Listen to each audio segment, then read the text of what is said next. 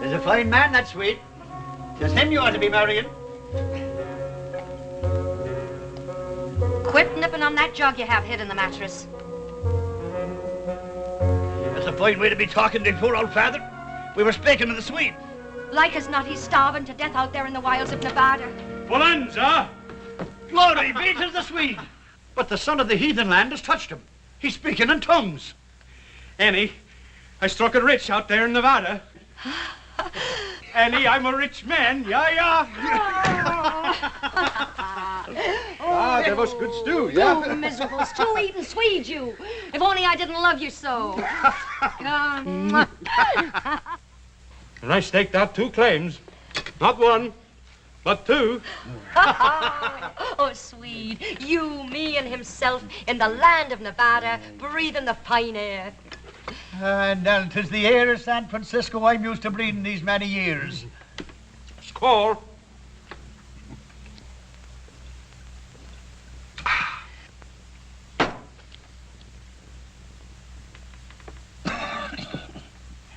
I'll tell you what we'll do. You two go on and get the silver and gold and bring it back here to me. And have you drink it up faster than we can dig it from the ground. We all go. Well, I tell you both, none of us got to go. I'm going to sell the claims right here in San Francisco. Sell them? Whatever for? Well, I tell you the truth, Annie. After 6 months of eating that dry, miserable grub, I'm sick and tired of Nevada. Well, I ain't. And one of these claims is mine, Swede Lundberg, for I grub-staked you. And don't you forget it. You go ahead. Trade yours for a bottle of whiskey as you'll like as not do. But himself and me is heading for Nevada. Oh, no, me darling. 'Tis here I belong with the good salt air in me lungs. And the whiskey in your insides. The both of yous. We go to Nevada. Now you mark me. Mark me well, Annie O'Toole. One whiff of that heathen air and I'll die. We're not letting this get away from us.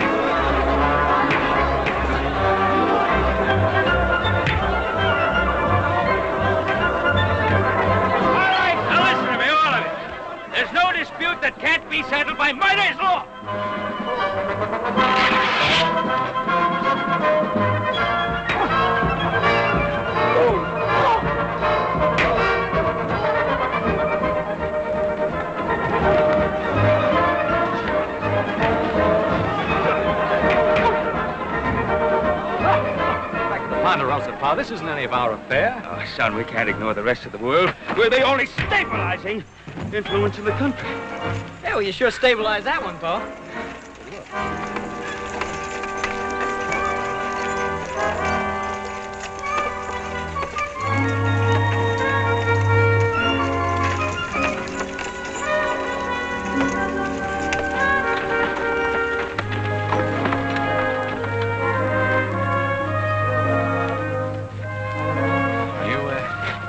Miss?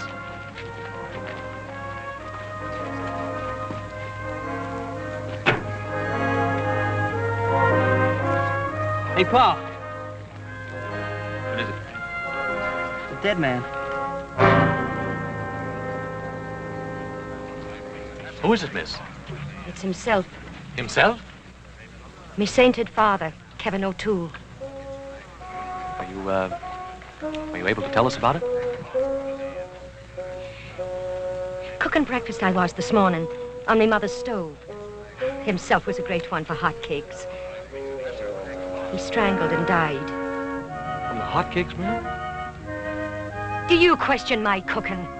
The hot cakes, he says. 'Twas the air that choked him, just as he said it would. Annie, he says to me, one whiff of that heathen air and I'll die. He said it and he did it. Thank you, I'm all right. He wouldn't want me grieving. As a matter of fact, I'm proud of him. Proud of him? Why not? It's the first time in his life himself ever did exactly what he said he'd do. Well, we're all dreadfully sorry, miss. If we could offer you the hospitality of our ranch until you return home. Why, don't you talk grand, though. Oh, thank you. I'll be staying here. Here in Washoe Diggins? Half a minute. Here we are.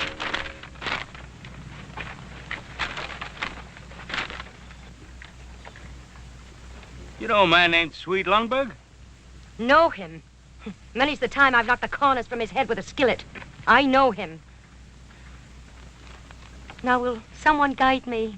All right. No, maybe you better go with the horse. This is my brother, Miss O'Toole. He'll see that no harm comes to you. My, ain't you the big one, though?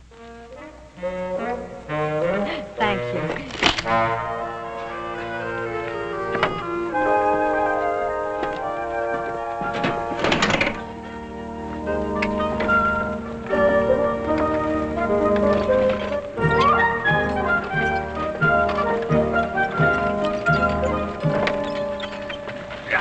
There'll be no more of that. Oh, won't there? That woodpecker of a Simpson jumped my claim. Now, stop it now.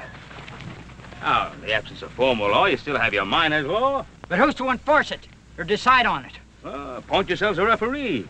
Or if you have a serious dispute, hold a miner's court. I'll hold with that. But there ain't anybody around here I can trust. Except Ben Cartwright himself. Thank you, fellas. Thank you, Clayton. But I'm afraid my time is fully occupied. Well, we'll vote on it. All those in favor of Ben Cartwright acting as dispute referee, speak up. Please. Well, if you feel that I can help settle your current disputes, but remember, it's only a temporary arrangement until you find somebody permanent. All right. Looks like you got yourself a job, Pa. So have you, younger brother. You get yourself back to the ranch and see how the boys are doing with the cattle branding. And just what'll you be doing? Well, I'm going to get that girl out of town before we get into a dispute that even Pa can't settle.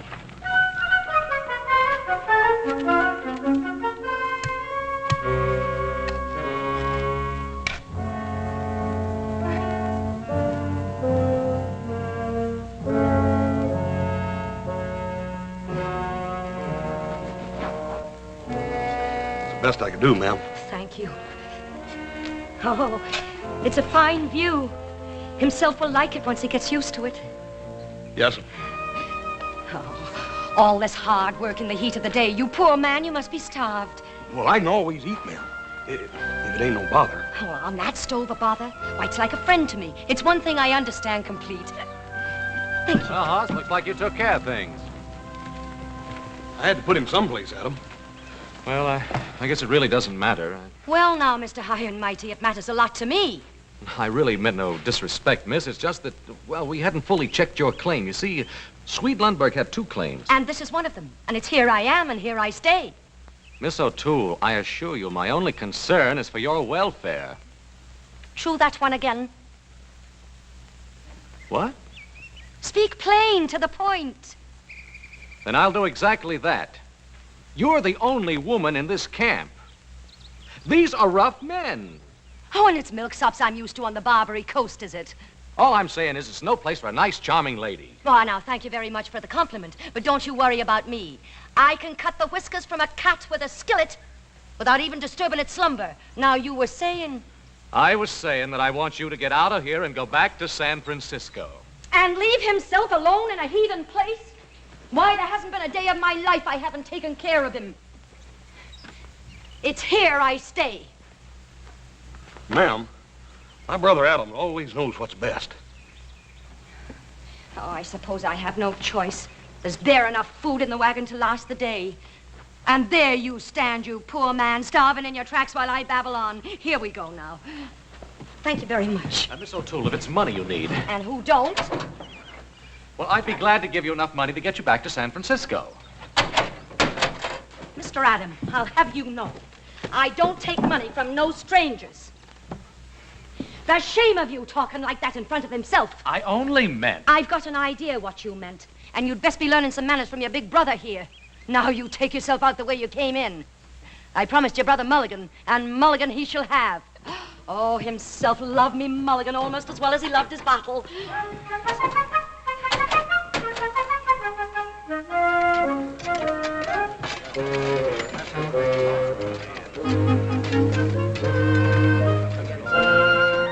Woman cooking, that's what it is. I'm talking. Come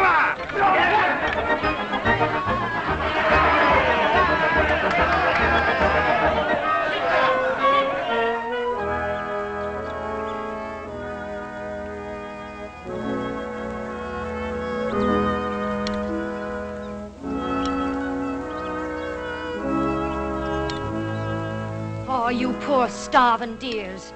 Listen, if you'll all pitch in together and get me a big pot and some spuds and onions. Onions?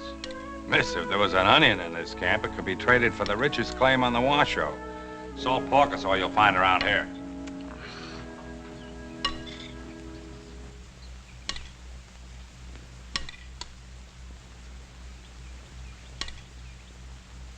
Miss O'Toole, if you won't accept money from me... You trying something with this lady? But he ain't getting no place with it. I'm only trying to help her. I told you, I don't take money from no strangers. Who's offering you money?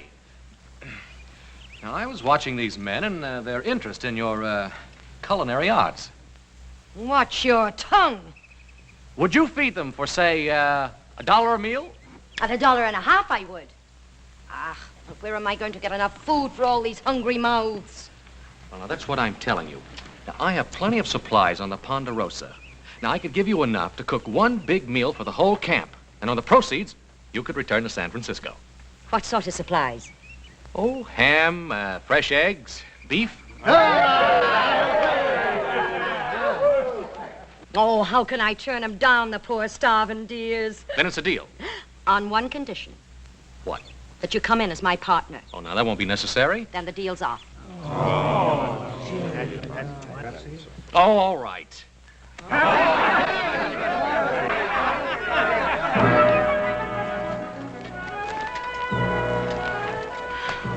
Oh, a lovely thing it is. Adam, you're a darling man. And to think I took you for a snibberblot. A what? A snibberblot.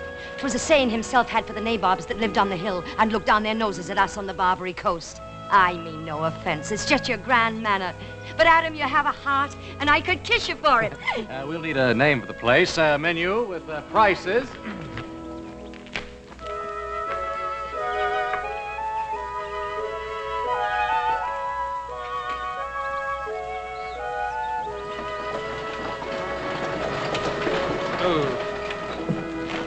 First you want me to round up the cows. Then I get word you want me to empty the storehouse and bring everything here. Now, will you make up your mind? Well, you just get on back to the cows. This is all you'll be hauling.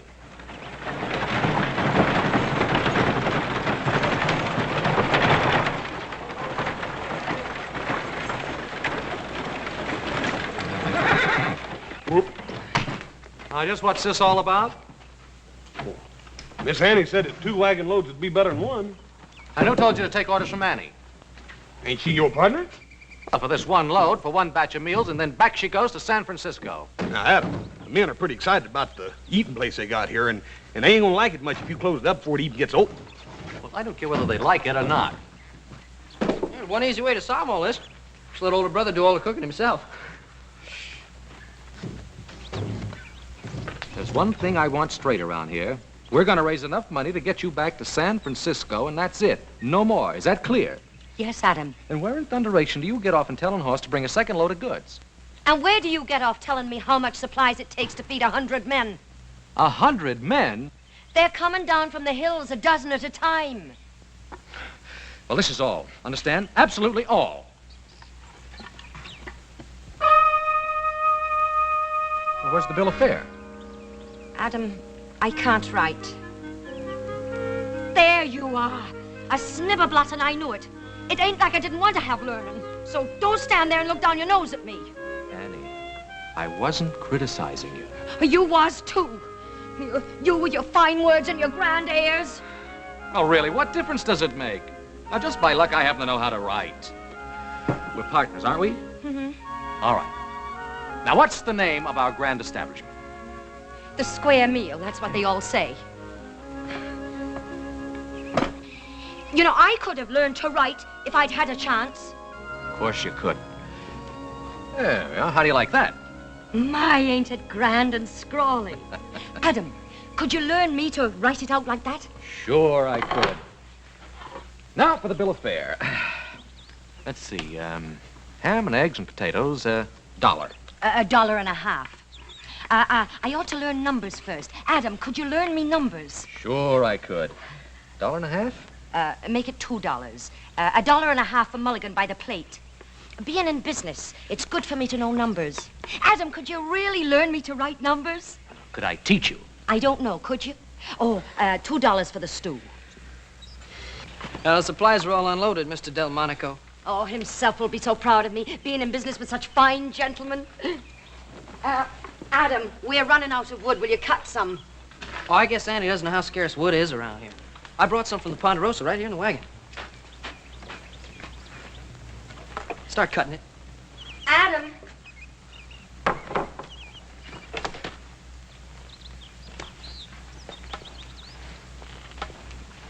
Yeah?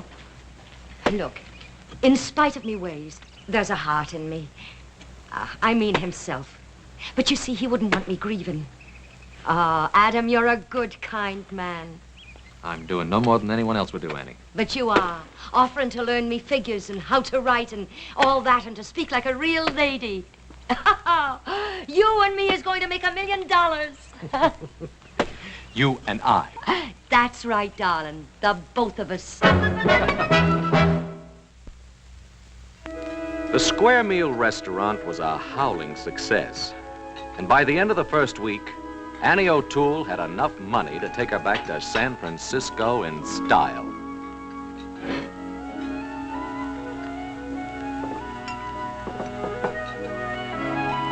But Annie showed no inclination to leave. And I discovered that although she couldn't write writin', as she put it, she did have quite an eye for business.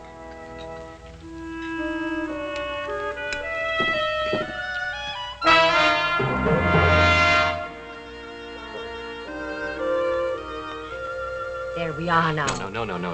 I don't want any of the money, because if you take the money, I gotta get you back to San Francisco. Now listen to me, Adam. You're gonna... I tried my best to get out of that partnership with Annie, but Annie wouldn't hear of it. My darling. Pa, too, had gotten in a lot deeper than he had planned. I decided it was time for all of us to get out of here and get back to Ponderosa where we belonged. Washimala, you know like a hop-sing cooking? You like a Missy Annie O'Toole. All right, I quit. Simmer down, Hop Sing, will you? Enough trouble with that woman as it is. Why don't you marry her, Adam? Save us all this trouble. You know, if she doesn't stop grub-staking every miner that comes along, she'll wind up owning half the Comstock. Hey, you know, you're making more money by accident than most men make on purpose, you know. I tell you, I'm not her partner. Yeah, well, don't tell me. Tell her. Boy, she can sure cook. You go her house, eat. You know like a hop-sing cooking. Now, wait a minute, Hop Sing. That ain't what I meant. That ain't what I meant.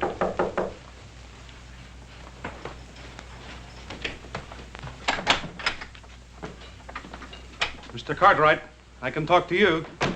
Sweet, when'd you get back? Come on in. Well, I've been back a couple of days. Sit down. Oh, thank you. Oh, am I glad to see you. We have a mutual friend in town, Annie O'Toole. This here's what I come to talk about. They tell me you settled all the complaints, Mr. Cartwright. Oh, just trying to establish some degree of order. Oh, what's wrong, Sweet? Well, you see, when I left here, I staked out 2 claims. And the one I give to Annie and the other I sell in San Francisco. What's the difficulty? Well, I don't know which one I give to Annie or which one I sell. That should be simple enough. Annie has her claim, and I assume the man you sold to has his. Adam, have you ever tried to reason with Annie O'Toole? Well, I guess we ought to look into it, Pa. All right. Well, Miss Cartwright, it seems clear enough, doesn't it?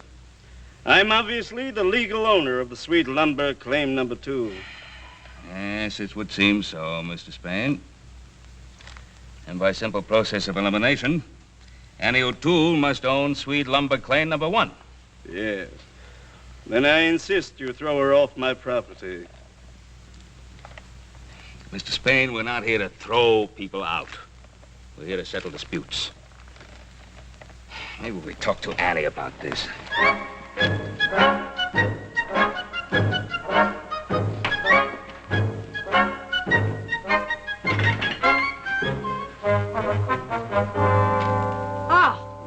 So it's you again, is it? Now, Annie, we just want to get this thing straightened out. Mr. Spain here is... Oh, Mr. Spain, is it? Ain't we grand since we moved to Nob Hill?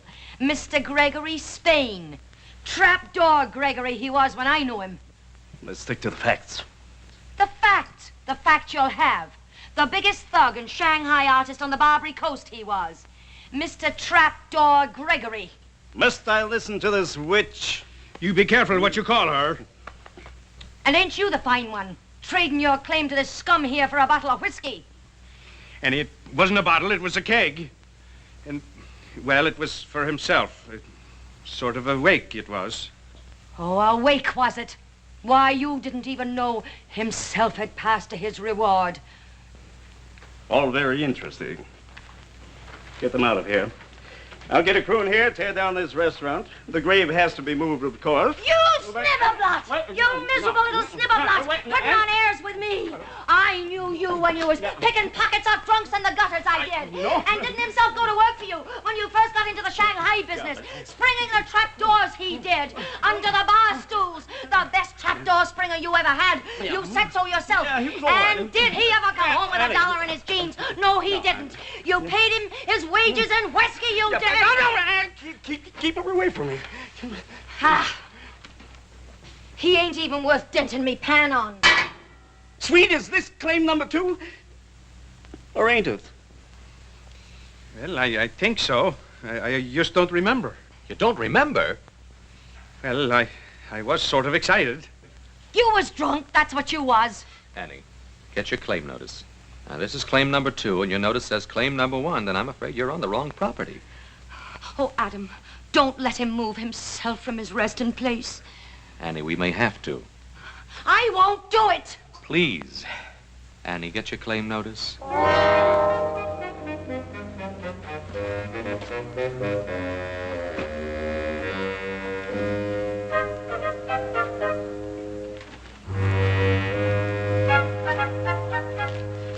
Claim number 2, you say. You read it, Adam. You know how poor I am at reading.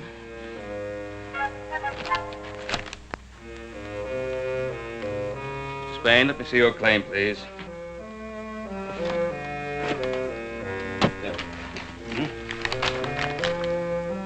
They're both for claim number 2. What?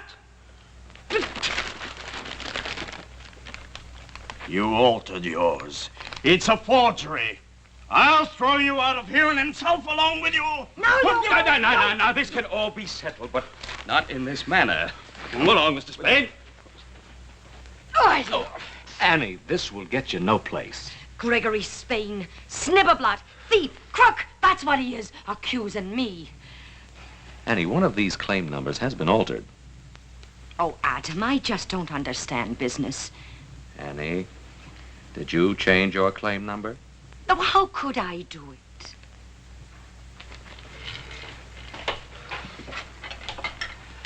Now, the claims are done with Roman numerals. I don't know nothing about it. I never met a Roman in my life. Annie, is that what you did? Adam, you know I can't write. Oh, all right, forget it. Pa and I will straighten it out.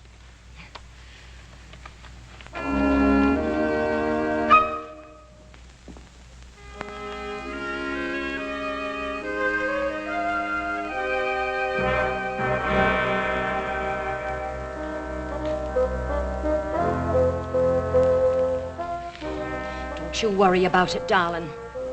For 10 years, I've been waiting to get Trapdoor Gregory in me clutches. The way he done you out of your wages. And you the best trapdoor springer he ever had. Don't you worry about it. They won't be disturbing your rest. Not unless that Trapdoor Gregory pays for it, they won't.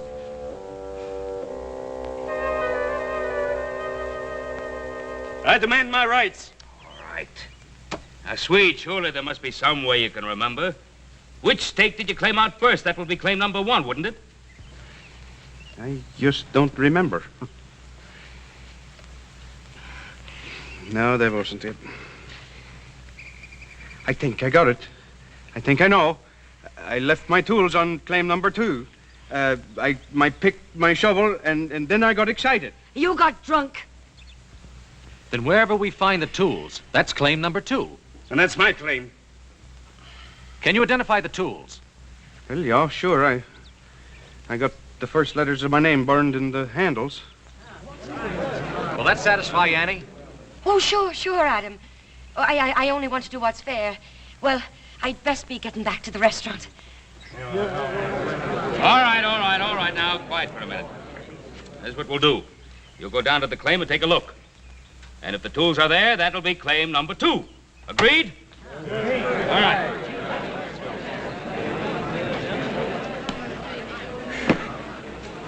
I sure hope those tools aren't on Annie's claim.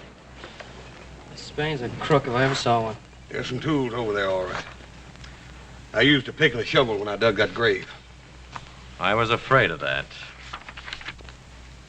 All right, let's get at it. No, listen, darlings, listen. You can't go looking for tools on empty stomachs. Give me 1 minute, and I'll get the mulligan pot going. No, we didn't come here to eat. We came here to see justice. Sit down. You'll get what's coming to you. I wish you would. All right, Annie, bring on the food. We're all for you. I ain't hungry.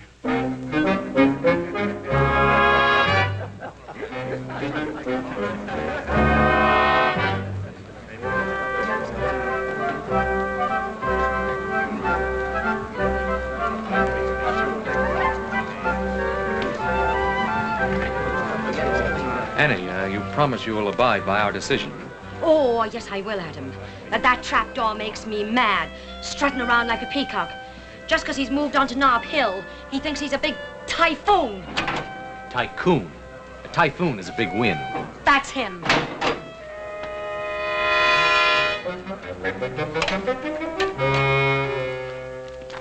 Just don't understand it. I know there was a pick and shovel back there. She stole them, I tell you. That's what she did. She's trying to do me out of what's mine. Oh, quit whining, will you? We looked, didn't we? What's the matter, Mr. Spain? You got that other claim. Why don't you go on over there and take it? I ain't through with you yet, Annie O'Toole. I'll have what's mine. Why don't you go spring a trapdoor? Come on, little girl. Goodbye, ma'am. Annie, I don't know what your game is. There you go, suspecting me. And me figuring the only man I could count on were you. Was you? Well, you wasn't.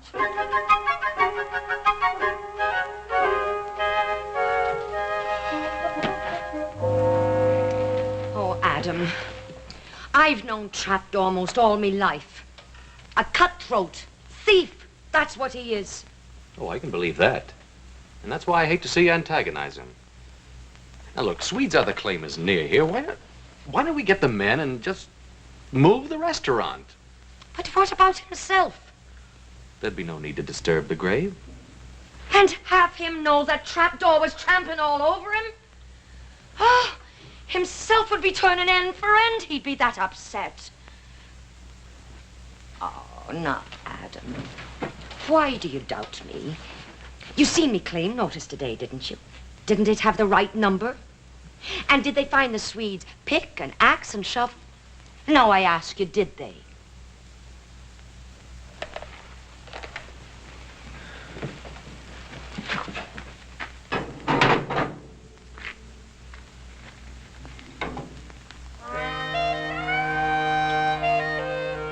There's such a shortage of wood around here. Sure there is.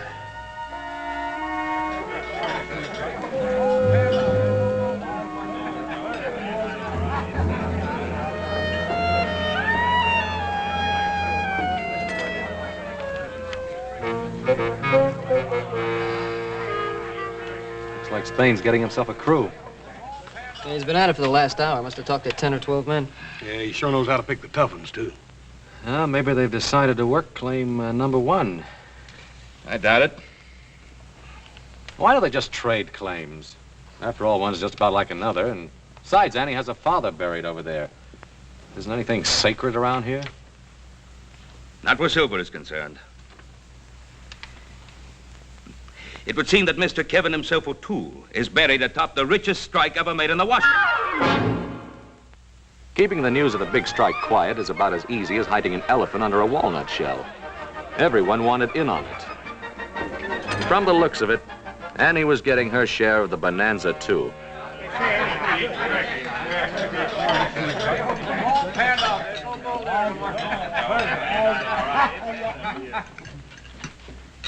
Go ahead with your eating, gentlemen. You won't disturb us one bit.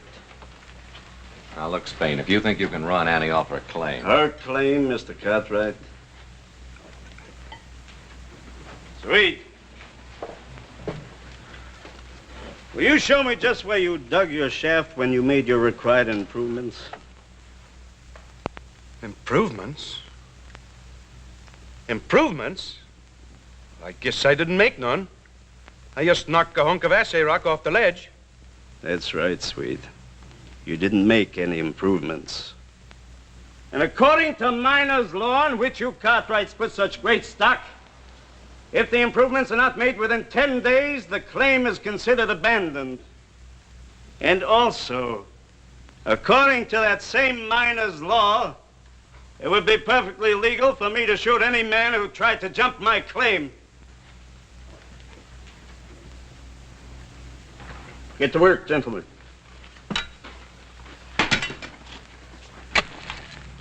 Adam, can't you stop them? They're busting up the place. Ooh.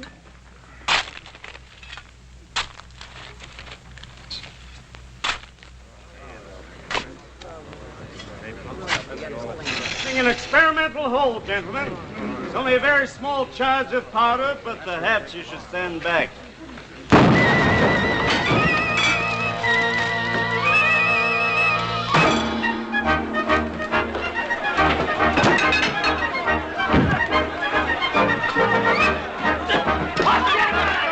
Give him the heave-ho! Give it to him!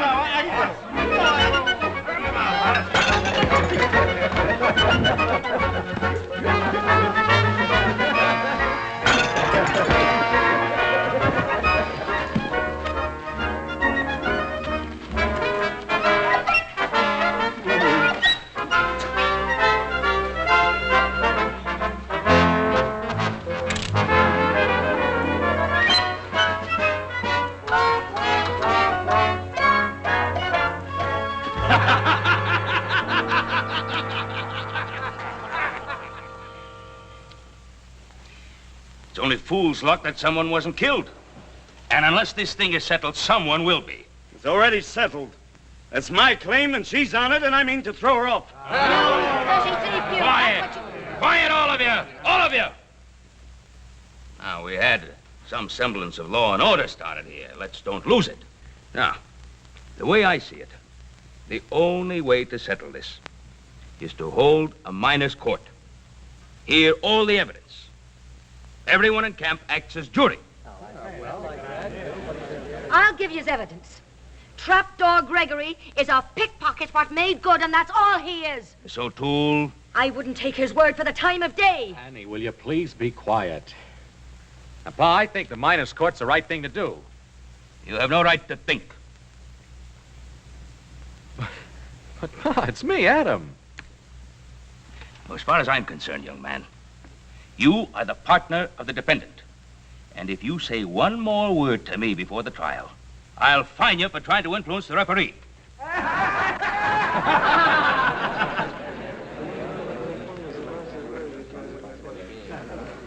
Adam, we have enough money. Let's buy us another judge. Annie. I was only trying to help. But will you stop trying to help before you land the both of us in jail? Mr. Spain, how about you? Do you agree to the miners' court? Plaintiff agrees. Miss O'Toole? I think you're a sniveler. Miss O'Toole agrees.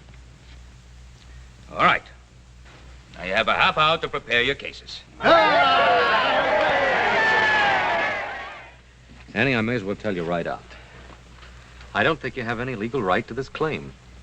Well, Adam, I wasn't thinking of legal rights. I was just trying to think about human rights. You know, I'm human, same as anybody else. Of course you are, Annie. Oh, I don't mean to complain, Adam. But all these years I've worked hard, dreaming of one thing. That someday I'd get to live like a lady. Annie, why didn't you get married? Oh, I wanted to. But nobody ever asked me. Adam, you won't walk out on me now, will you? Don't you worry. I'm not going to walk out on you. Because I wouldn't know what to say at the trial. Your pa, as good a man as he is, terrifies me with his ways. I'll speak for you. You will. You darling, you. Well, I got word you wanted to see me. Is there any charge for this here show? Oh, sweet, I just wanted to talk to you. Yeah, sure. As soon as you get through lollygagging and kissing around, yeah? Now, sweet, listen. Just a minute, Swede Lundberg. Don't you get snibberblot with me. Me, Snibberblot? Well, how about you? You and your talk about marriage all the time. In the fine house, and you're going to make a fine gentleman out of me. Sweet, listen. And a sorry task it would be. Well, don't you bother. You found a fine gentleman, a real fine one. Indeed, I did find a fine one. Well, then why don't you marry him? That's what you wanted. Sweet. Go ahead, see if I care. Sweet, listen. Sweet. Now, Sweet, listen. I ought to punch you right in the nose.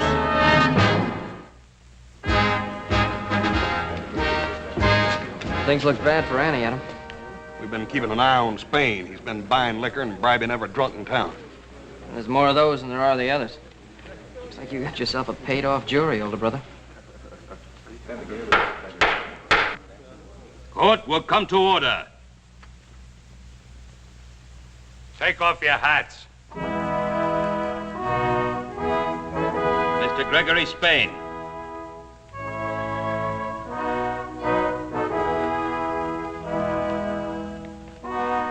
Your hat.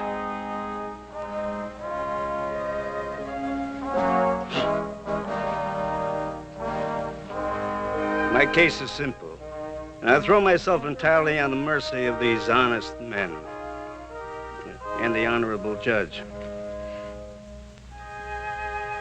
I make no claims. I ask only that the law of abandonment be upheld. The assessment work ain't been done on the claim in question. He's right. That's all I got to say.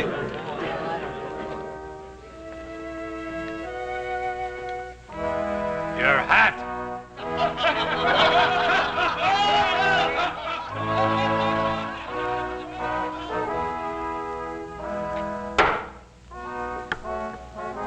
Miss Annie O'Toole.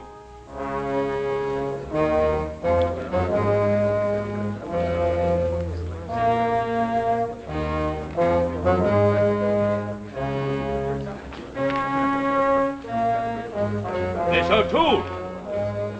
Adam, I need you. Miss O'Toole. Please. As one of the partners of Cartwright and O'Toole, I'll present our case.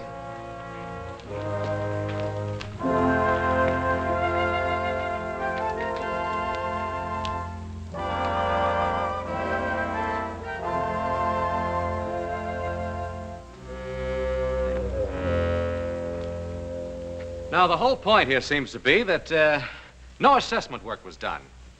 Well, I submit it was. May I call a witness, Your Honor? Thank you. Horse Cartwright.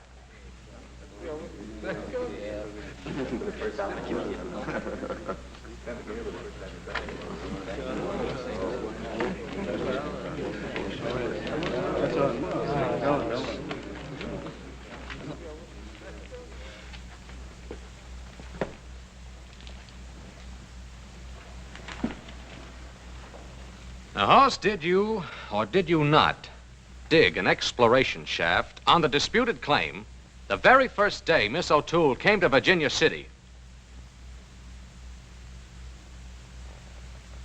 Yeah. Yeah, I dug a hole. It's Just answer the question. Yes, sir. I dug a hole 6 foot deep, 6 feet long, and 3 foot wide. Gentlemen, that satisfies the requirements. And there's not a thing in miner's law that says you can't bury a body in an exploration shaft and then fill it back up again. Gentlemen, I ask that you rule in favor of Miss Annie O'Toole. The assessment work was done. Court's adjourned. You're a thief and a crook. It takes one to recognize one. I can't fight the whole camp. I know I'm buying my own claim, but I'll give you $5,000 in cash. Trapdoor. You think I disturb himself from his resting place for money? I wouldn't dream of it. At least not for that amount. You will excuse us.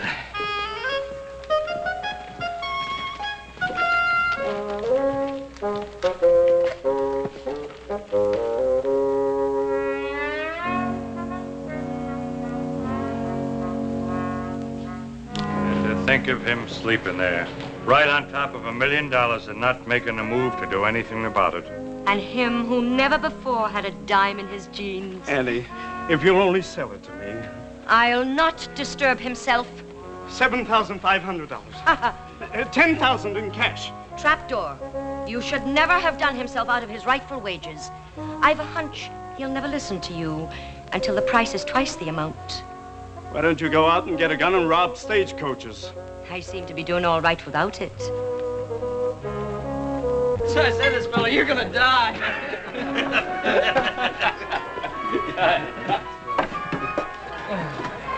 Hey, Hopsing, is this what you do on your day off? Missy Annie teach Hopsing make a very fine Chinese dish. Hong Kong Mulligan. Bye, you know have a common restaurant no more. Oh, you're doing fine. Annie, $25,000. I'll speak to himself about it. I had finally convinced her I no longer wanted to be a partner in the restaurant. But I kept getting indications that I was still involved. Hey! Why didn't you tell us, Adam? You and Annie ain't wonderful. What are you talking Hey, can you imagine, Pa? Adam and Annie getting married. Adam and Annie? Yeah. Where's that Swede? Oh, he went prospecting. Prospecting where? I don't know. I think he said Africa. Africa? Son, how far's this thing gone? It hasn't gone anywhere, but it's about to. Adam, don't you hurt Annie's feelings. It wasn't her feelings I was thinking about hurting you.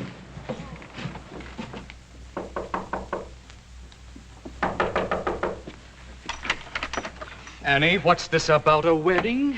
How can there be a wedding when I don't even know where the Swede went? Oh, the Swede. Adam, he's still mad at me for what I done. Said he never wanted to see me again. And me loving him all these years, selling his claim for him. And getting all this money for him, too. Just you wait and see. There. Annie, where did you get all this? Trapdoor Gregory. I sold out to him. For this and the best funeral for himself that money can buy. Well, there must be $20,000 here. Oh, 25. This is the first down payment. You see, I get 5% of the gross take of the mine for the rest of me natural life. Oh, I tried hard to learn business from you, Adam. I hope I done good. 5% of the gross. Annie, you've done real good. I done it for Swede. You did it. That I did. But it's no more than fair. It's what he should have had in the first place. Oh, Adam. I was going to move himself onto the other claim. The Swede and me was going to get married. I was going to build a fine mansion and live like a real lady. And now the Swede has gone off and left me. Oh, don't you worry, Annie. I'll take care of everything for old time's sake. Do you really think you could? Mm-hmm. Oh, you're a darling man.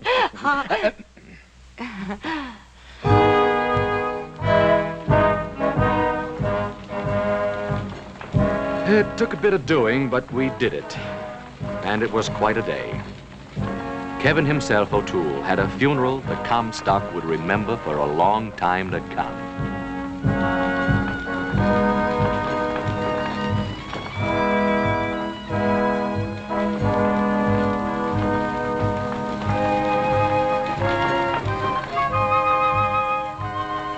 And to make it stick in everyone's mind, it was the day Virginia City got its first fire engine. But what really made it such a grand day was the fact that Trapdoor Gregory Spain paid for every bit of it.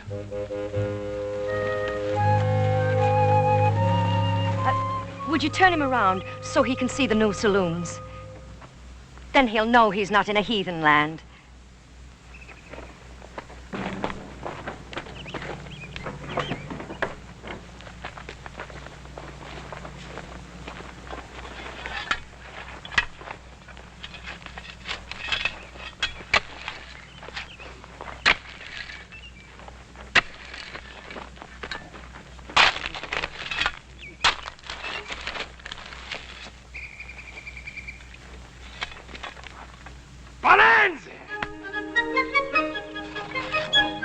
Not again.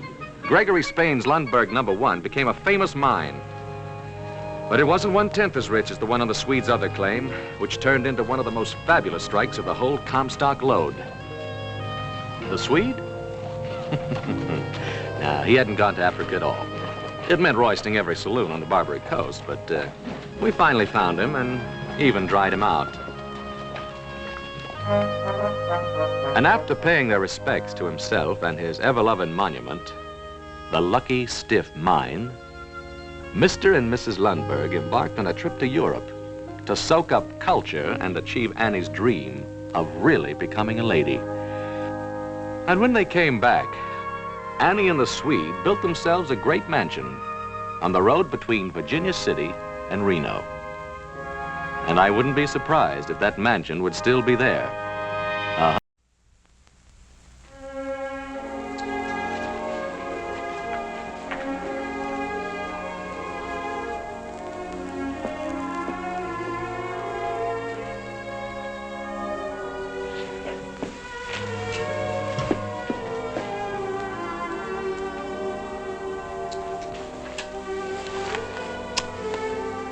What's this for? Because I love you. And because this is my engagement party. Now remember, you promised no talking about mine business tonight. Promise? I promise.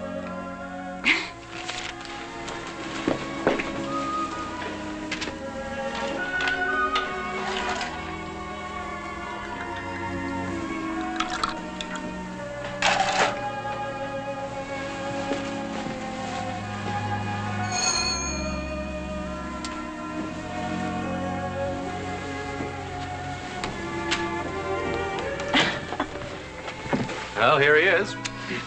How did you ever pry him away? It wasn't too hard to do. Well, I told him if he didn't come to this party, I'd refuse to be best man and marry you myself. I didn't want to take that chance. Forget about being superintendent for one night, Gil. The mine will run all right without you. I sent the night shift back to work on the 3rd level. You what? I told you we couldn't work the 3rd level without new timbering. Dad, you promised no mine talk.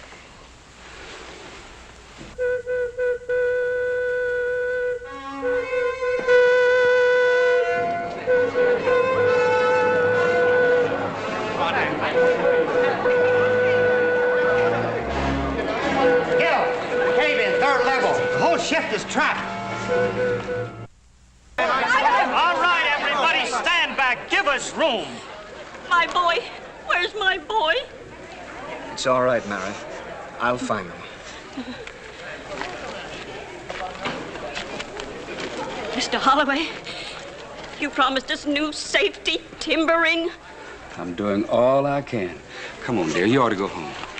It's all right. You'll be all right. I know you. You said that 3rd level wasn't safe, but you sent the shift in anyway. You said yourself it wasn't safe. Now get out of the way, Tregellis. You used to be one of us. Now you're marrying Holloway's daughter. Gil's doing everything he can for Tregellis. When? Like always? When it's too late? My kid brother's down there. Now you get out of my way, Cartwright. All right, stand back. Keep on back. It's coming up now. Give us room. There's 2 of them. Move on back. It's Pat! Pat! All right, bring him on out.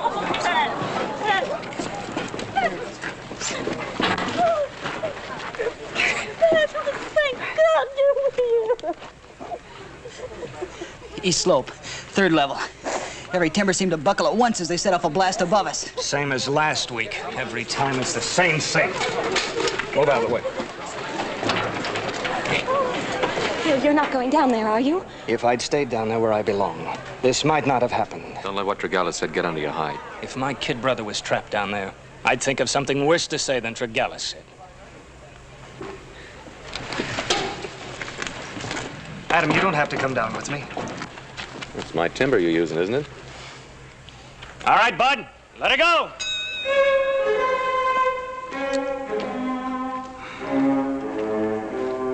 How do they stand it time after time?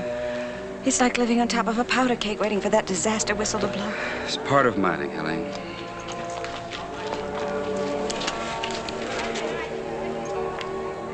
Entered on the report. Make sure each of the widows gets a usual box of groceries. Yes, sir. Box of groceries in exchange for a dead husband. It's company policy. That's a terrible thing. I'm sorry this had to happen tonight. Spoil your party, Helene.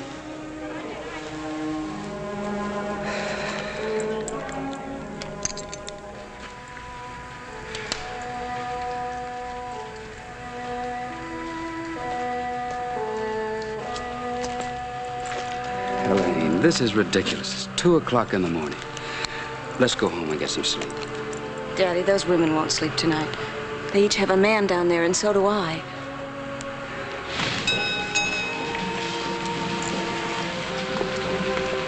Gil. Oh, Gil, are you all right? I'm all right.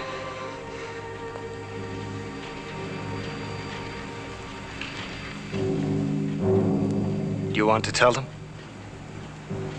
Tell them what? That there's nobody else coming up out of there. Not tonight. Not ever.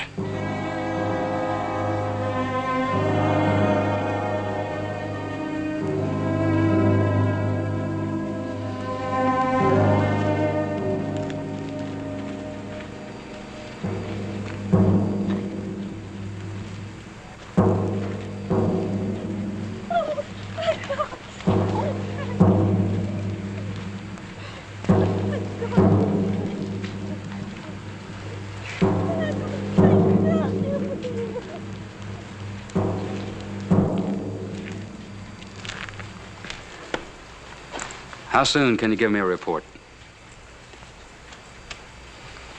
It'll be on your desk. Cold black figures against a white piece of paper.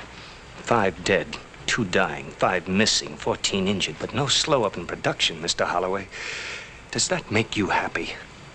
Stop it, Gil. I'm sick of it. Gil, you shouldn't have gone down there. No, that's right. I should have stayed at the party. I'm a superintendent now, and the men I used to work with aren't human beings anymore. Aren't you being a little bit melodramatic? Am I?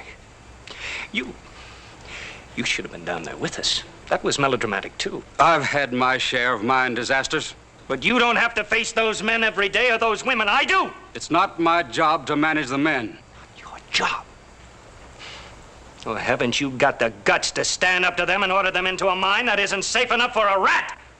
The Ophir is safe as any mine on the Comstock. That's saying a lot, isn't it? Gil, please. What were you doing down there? I was checking the timbering. I've got a man hired to do that. I know. Philip Dietesheimer. I was hoping to talk with him. I run the Ophir mine, Adam. You sell me timber for that mine. It's worked out very well for both of us.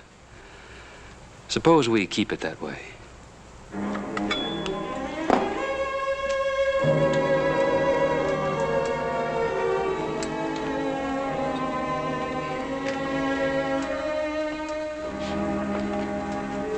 Would you like a brandy?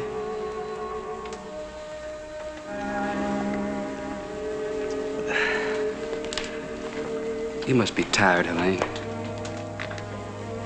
Come over here. Sit down. Close to me a minute. I want to talk to you about Gil. I'm as fond of Gil as you are. If I didn't think he'd make you a good husband, I'd have fired him instead of promoting him. Gil's a superintendent now. He doesn't have to go underground anymore. Daddy, those men are his friends. You can't expect him to forget that. I had to forget it. It's a lesson I had to learn. Stay on your own level. That's my job, and I have to do it. Don't you think I have bosses? My bosses have no faces, no hearts, no souls. But they've got a stock certificate. If I get soft or sentimental, they use it as a club to beat my brains out.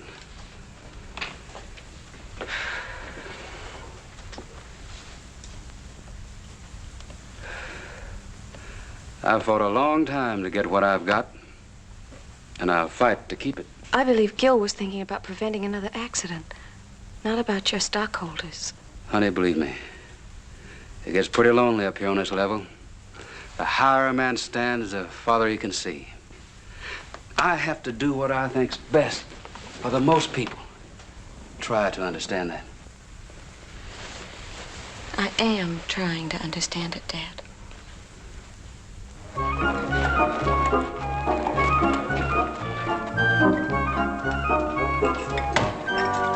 Oh, good morning. How'd you get into town so early? Well, I yanked him out of bed, that's why. Coffee? No, thanks. Gil, you still think it'd be worthwhile for me to talk to Dietesheimer? My future father-in-law doesn't seem to think so. But I still do. That's why Holloway likes you. You stand up to him. Hey, who's going to pay for this? I don't know. I'm too sleepy to try and figure it out. I can't figure out who's going to pay for it on an empty stomach. That'll bring me another steak. Mr. Fenton. Could I talk to you? What is it, Tregallis? Well, last night, my kid brother was down in the mine. I should have known he'd be all right. Well, I said things I shouldn't have. It's all right, Tregallis, I understand. Well, I wouldn't want to lose my job or anything like that, you know. You won't, not over this. Thanks. Gil? Same old Gil, you ain't changed. And listen, all this talk about shutting down the mine, safety tests and all that, don't you do it, Gil. As long as there's a hole in the ground, me and the boys will go down into it. Wouldn't want to lose no day's pay. Somebody's afraid of getting a rock on top of the head. And, Mr. Cartwright, I don't blame you for poking me in the whiskers. Next time, don't do it so hard. Have you seen Philip Dietesheimer? Dutchman? I don't understand that one. He's the only man I ever knew who could look a hole straight through you without even seeing you. Well, has he been around? He's been down in that hole since 10 minutes after you left last night. Either he comes up for air pretty soon, or he's going to find nobody here to work this hoist when he rings that bell. Will you stay around for a little while? Take care of this for me, will you, Casey? Gil. Gil, I've been looking all over for you. Not now, dear. Adam and I want to go down below and look around for a minute. If it were another woman, I could face it, but to have a silver mine for a romantic rival. Hey. Oh, Gil, please be careful. If anything happened to you. Off you go. Oh. All right, Lou, let her go.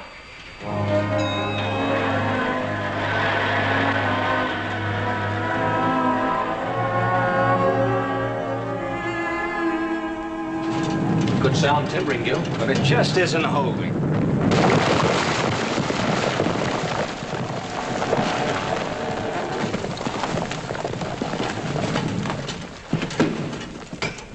Philip Dietesheimer!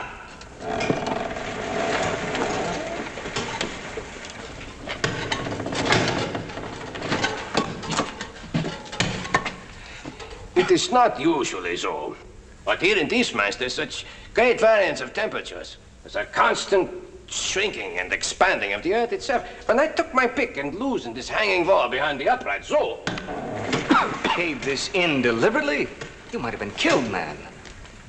So, the important thing is 5 men were killed last night. You see, Gil, there's an unusual side pressure against these uprights. And without tower braces to prevent side motion. Oh, Philip, this is Adam Cartwright. Adam, Philip Dietesheimer. Mr. Cartwright? Hadn't you better take some time off, get some rest, have something to eat? The widows of those men, they have no appetite this morning, Gil. Neither have I. You mentioned tower bracing, Mr. Cartwright. You perhaps worked in construction, no? Well, I supply the timber for the mines. My father and I, my brothers, we have a ranch. And what a ranch, Philip. The Ponderosa, 1,000 square miles of it. And wait till you see the house. Adam designed and built it to last 100 years. Oh? You must see it. Yeah. There are so many things in your beautiful country that I must see. But how can I look at beauty when men are dying? Given time as one of the factors, there is no problem in engineering that cannot be solved. Mr. Dietesheimer, Gil's told me a great deal about you, and, well, I don't mean to be presumptuous, but if you'd care to have me go over your stress calculations with you, What I mean is that if you'd like to use me as a sounding board, I've kept up with my mathematics. It would mean a great deal to me to have someone to talk with. Someone who understood the engineering problem. Well, I'd be honored, Mr. Dietesheimer. Well, then you call me Philip, huh? So we do not waste time.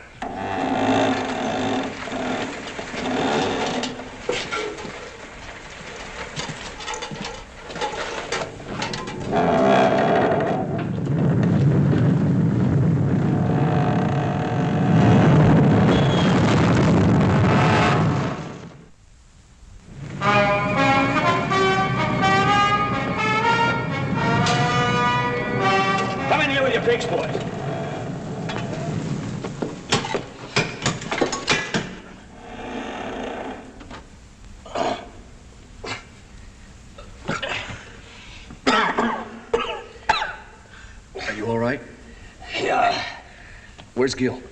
He was right behind us. Can you see him? No.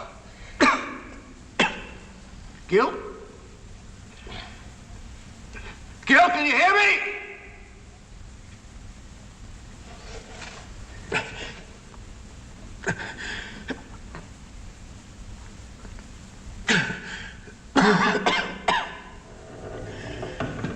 Well, what do we do now? We wait. Just as thousands before us have waited. And we think of many things. That is the final refuge of a man when he's completely alone. He can think. Get out of the way! Get out of the way! My brother's down there. Pops. I just heard about it, Miss Elaine. Don't worry, now. Gil's gonna be all right, ma'am.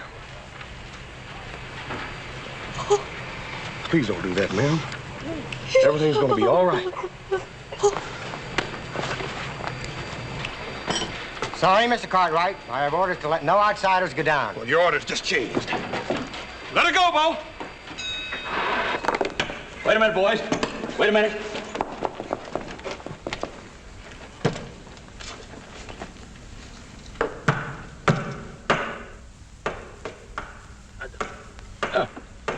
Answer them.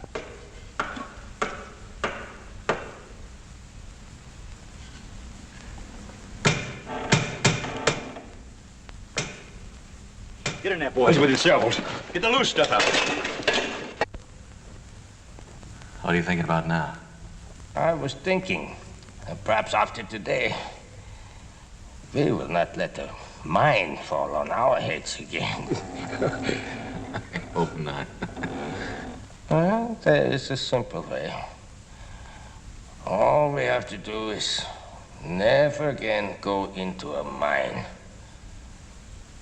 So many people make that decision in life.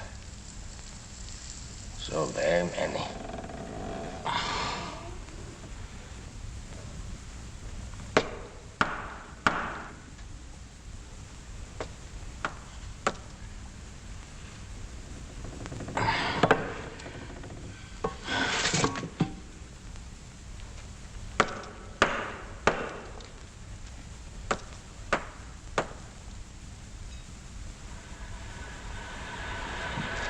No use, boys. We may as well give up.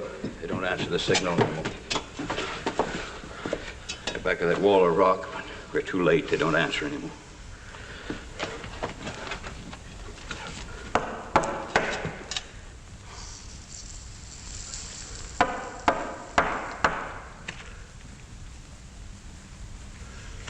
Give me that shovel.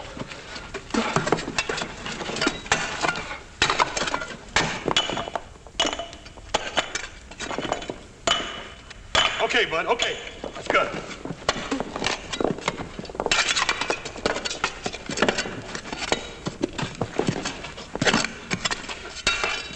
Give me some light.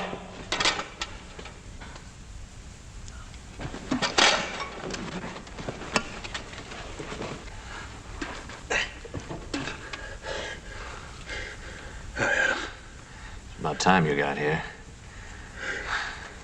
Gil's back there somewhere. Adam, there ain't nothing back there but 500 ton of rock.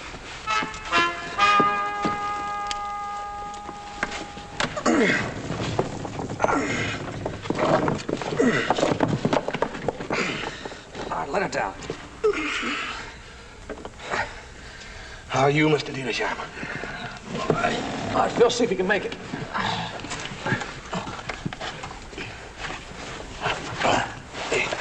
Got him, horse? Yeah, I got him. Easy, easy. You might have a broken bone. Here's one of them, boys. Let's get it.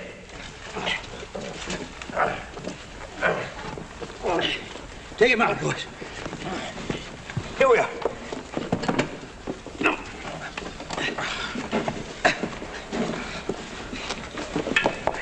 You all right? Yeah. Here they come. It's real.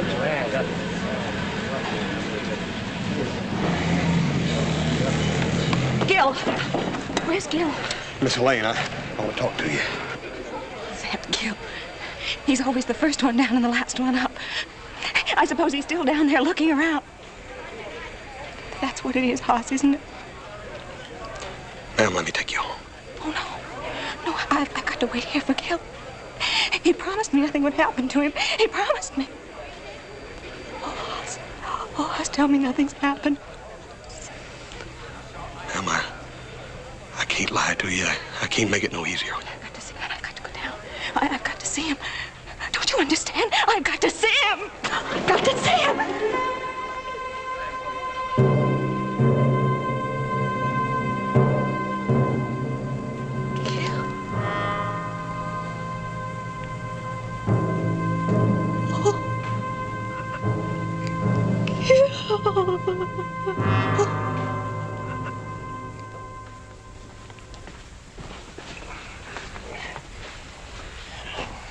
Where's Gil?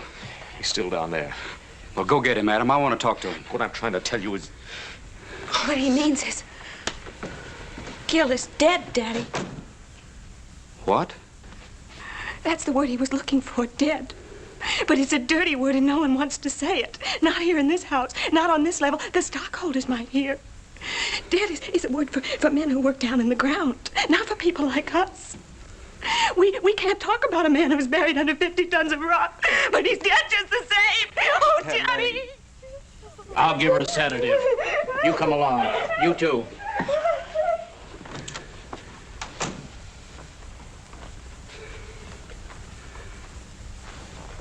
Gil? Dead? Well, I'll have to hire a new superintendent. Mr. Holloway, if that's the first thing you thought about, I feel real sorry for you. I guess that should about do it. Thanks, Doc. Mr. Dietershammer, I told you to get some rest. Now you're pushing yourself much too far. Would you rest, Doctor, if there were a plague afoot, and that somewhere in that little black bag of yours there was a pill you knew could cure it? Would you rest until you had found that pill? Well, my head is like your little black bag. Somewhere inside it is a pill of information, long forgotten. A solution to these mind disasters. I have to find that pill, Doctor. Well, you better slow down or I won't be responsible. Every man is responsible to himself, Doctor. Does your head feel good enough to use? Let's get to work. Now. Mr. Dietersheimer, I've been thinking. Are you an engineer? Well, no, but... Then I'm not in the least interested in what you've been thinking. Please go. Now, wait a minute. This is my home. At the moment, it is my office, and I want no interruptions. Please.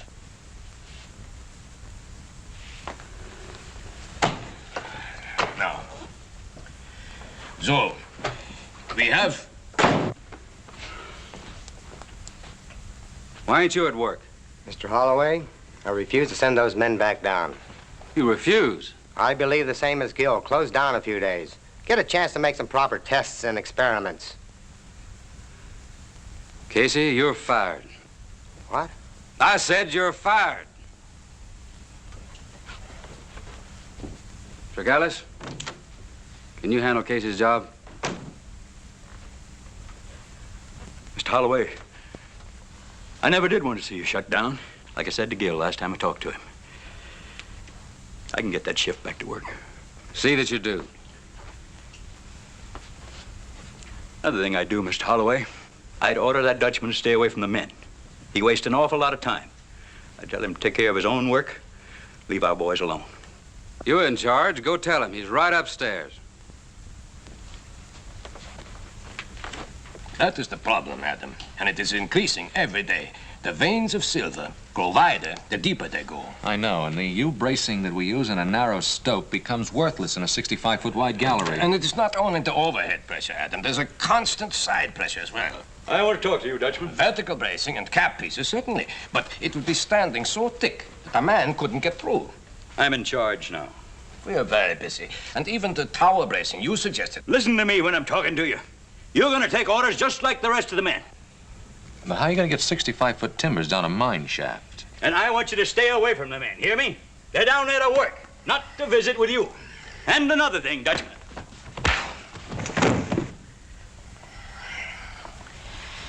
I believe in a little formality. Now, where were we? Oh, yeah.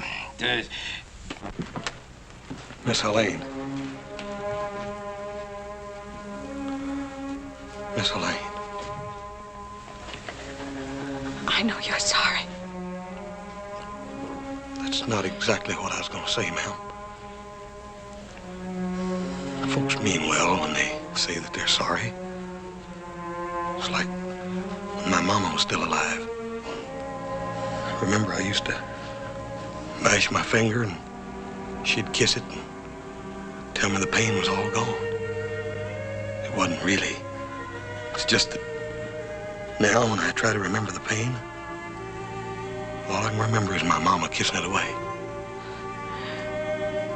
So I smile bravely and lift my head. And there never was a Gil Fenton in my life. No. No, you can sometimes forget the pain, but you can't ever forget the love. Never. There's going to always be a Gil Fenton in your life. I remember I was in love once with a girl. As much in love as a man can be, I reckon. I guess that sounds a little funny coming from me, don't it? Oh, no, it doesn't, Hoss. She died.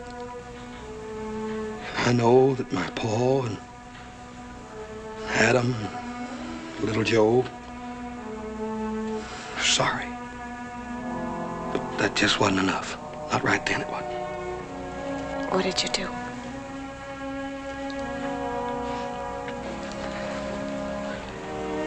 I talked to God. He told me I was just going to have to keep on living.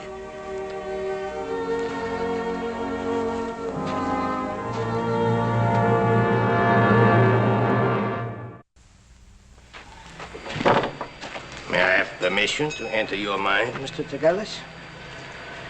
All right. Go ahead.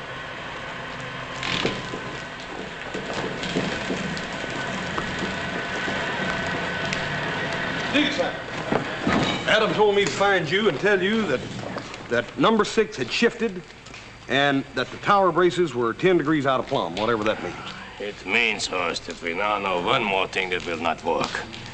It means also that we must still find that one thing that will work. Well, he told me I ought to talk you into getting some rest, too. Well, he may have said it. But he didn't mean for me to do it. But it would be good. So good.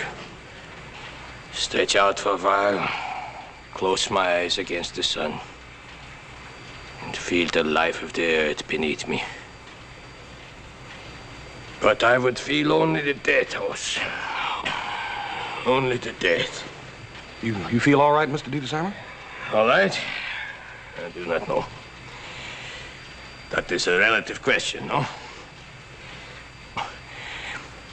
I only know that my head is so full of vertical braces and cross braces and cap pieces and skulls and timbers that my brain is like a bee swarm of unrelated facts, buzzing and churning and working within a hive. A honeycomb. A honeycomb! Sir? I I have it, Oz, I have it! What? Go get me some 1-inch boards. Soft pine that I can cut with a jackknife. Go bring them to my room. I go get Adam. Why did I not see this, Adam? Each surface bearing on the other. The ratio of strength of each side of a honeycomb to the combined weight of the honey. Gently now, gently. Come. Thank you, Oz.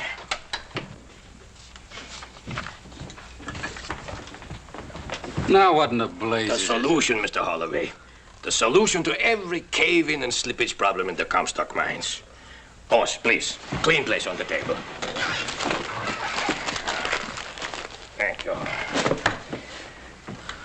Miss Lean, look here what Mr. Dietesheimer and Adam built. Show them how it works, Mr. Dietesheimer. Do you mean that's a system of mine bracing? It's the most perfect system I've ever seen in my whole life. Are you such an expert? No, but Mr. Dietesheimer is. Philip, why don't you explain the principle? You see, Mr. I can see the principle.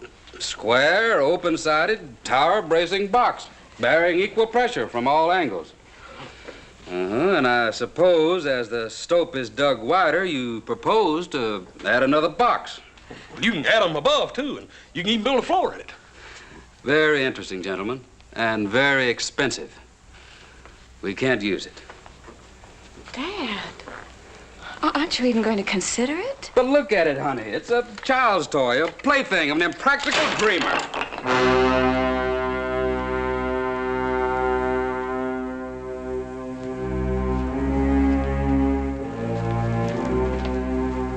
You didn't even give them a chance. A chance to what?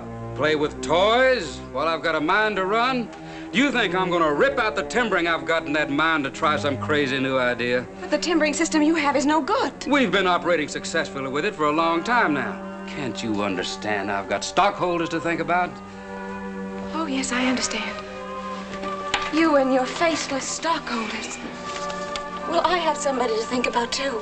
Only he had a face and a body and arms to hold me with. And he's buried under 50 tons of rock, and you put him there! Elaine!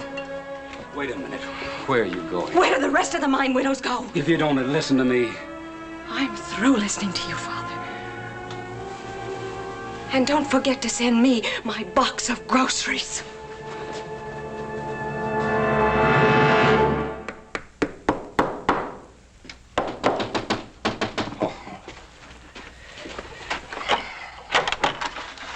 We've been looking for you. I've been looking for myself, Adam. There's new models coming along great. Well, I have created a good thing. But that is all it is. A thing. A handful of smoke. What good is it to write a book if nobody reads it? Or to compose a song if nobody ever sings it? Or to invent a new way of timbering a mine if it is not used? Don't you worry. It'll be used all right. But when? When? When another 100 men have died needlessly? Well, it's such a radical departure from anything we've done before. It'd just take time to sell it to anyone. Only the dead have time to wait, Adam. And we are concerned with the living. Well, the Ophir isn't the only mine on the Comstock. There's the Yellow Jacket, Gould and Curry, and the Mexican. We know the owners. We've sold timber to all of them. All we have to do is sell one of them the idea. But I am not a fishmonger, Adam. Hawking a product on the streets. Well, then you let me worry about that end of it. You just finish this new model. Looks pretty elaborate. Well, it's quite simple, really. Series of cribs, each surface bearing on the other. Now, that takes care of your side motion, which has been one of your big problems. Now, also, you see, with the wide veins that you're starting to hit, you can timber as you stope in merely by adding another crib. Now, the same holds true with working up above or down below, which is an impossibility with your present timbering. Now, here you could have an ore chute running diagonally right up here through the sets. Any idea of the cost? Well, I really hadn't gone into it. I think Mr. Dietesheimer was more concerned with safety rather than cost. Yeah, I'd heard that he was pretty much of a dreamer. Well, thanks for showing it to us, Adam. Hey, ain't you even gonna let him finish telling you about it? Oh, I've seen enough to recognize the fact that the cost would be prohibitive. I'm afraid you'll have to figure out some other way of selling timber, Adam. You mean to tell me you think that's all Adam and Mr. Dietesheimer have been doing day and night is figuring out another way to sell timber? Oh, stay out of it, Hoss. I won't stay out of it. I don't like what this woodpecker's saying to you. Oh, really now? We don't have to pretend with each other. We're in the mining business to make money, and you should be able to understand that. No Cartwright ever made a move unless there was $1 in it for him someplace. Mister, you're the biggest flannel-mouthed liar in the Comstock. Do you know who I am? I sure do, and you do too, because I just got through telling you. My brother isn't the world's finest diplomat, but he's managed to express my own feelings pretty accurately. Well, it might work. Sure, but the system we're using now can be put in for 1/10 the cost. Why did Holloway ever hire that Dutchman in the first place? Oh, now don't sell Holloway short. He hires this safety engineer, and the Crusaders leave him alone. I know, but now he's come up with this fantastic idea. You don't find Holloway using it, do you? Well, is there anybody else we can talk to, Adam? That's about all of them. Besides, I'm tired of talking. You ain't gonna give up, are you? I said I'm tired of talking. Well, what are we gonna do? Well, what do the Cartwrights always do when it comes right down to it? We'll do it ourselves. You mean we're gonna make a big one of these things and stick it down old Holloway's mind without even telling him about it? Why tell him? He'll know it's there when he sees it tomorrow. Tomorrow? I said tomorrow. Adam, I heard you and Mr. Dietersheimer talking, and them timbers are big, and they gotta be milled and cut. How are you gonna do all that by tomorrow? Well, now, we own a sawmill, don't we? Now, we'll just give this job to our younger brother and tell him it's impossible to do. Yeah, that ought to do it. We'll get started first thing in the morning. That's what old Adam said. And we will, too. You wait and see. When my pa and Adam and my younger brother, little Joe, put their head to something, it gets done. You're very proud of your family, aren't you, Hoss? Yes, sir, I sure am. It's a fine thing to have a strong family. Yes, sir. Paul's always kept us mighty close together. You see, we just half-brothers. So? Yes, sir. My Paul's had a terrible lot of tragedy in his life. Tragedy? Yeah. But this has made of him a finer man. And it's helped draw you all closer together as a family, no? Yes, sir. I reckon it has. The girl, Helene, we must try to make her see this. Hoss. Right now, she sees only her own loss. But nothing is lost, ever. And nothing is ever destroyed. The miners who were killed because of improper timbering in these mines, they have found a new method of timbering, Hoss. I did not do it. They did. I am only the instrument that carried out the plan. No more than that. Mr. Dietersheimer, folks are gonna remember you for an awful long time. Miss Lane. Sit down, Miss Holloway. Please. What's the matter? Matter?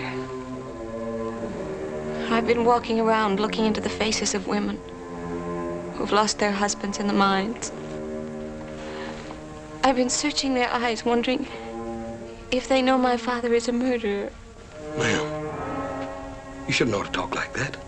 Not about your own Paul. No. Maybe he ain't done all he could do, but at least he's tried. He hired Mr. Dietersheimer. But he hasn't let him do anything, and he won't. Well, it don't really make no difference if he don't, because we're gonna do it anyhow. What do you mean?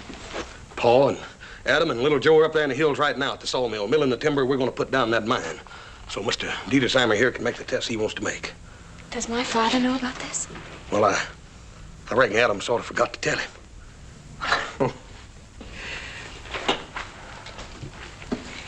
Do you really think that my father and the other mine owners would let you do this? Well, ma'am, we ain't gonna charge them for it. Besides, how are they gonna stop us? Stop you? Haas, don't you understand? They can hire 50 men with clubs to stop you if they want to. What they gonna do a thing like that for? I'm afraid this does go much further than a test installation, Hoss. Once it's in there and the men see it, they won't be satisfied with any other system of timbering. Mr. Dietersheimer, do you want that timber down there in that mine? Yeah, very much, Hoss. Well, we're gonna put it down there for you. And if any of them fellas try to stop us, well, I reckon that'll be my business.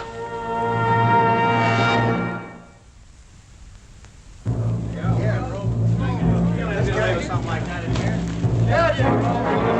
a dud. I reckon you must know him better than I do. I don't see my father with him.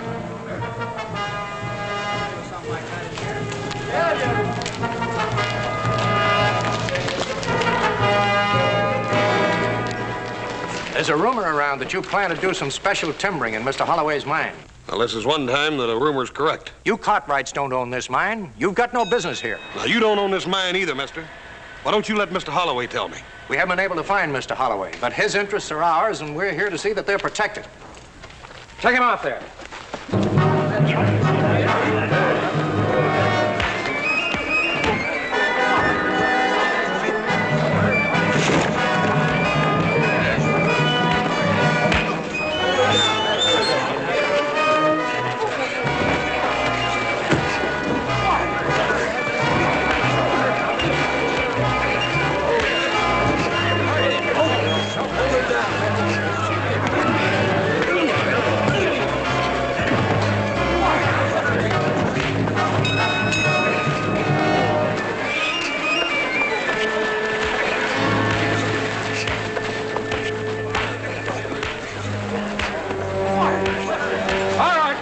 I'm still in charge here.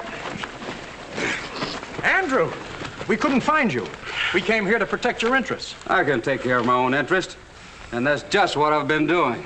But they were planning to build some of those monkey cages down in your mine. I'm aware of what they're planning to do. I'm helping them to do it. Why, Andrew, have you lost your senses? No, I haven't lost my senses. I've just found them. How long since any of you have been down in one of your mines? Well, maybe you should, gentlemen. I just did, and I don't like what I saw. I don't know if Mr. Dietesheimer's system of timbering will work or not, but he's going to get a chance to try it.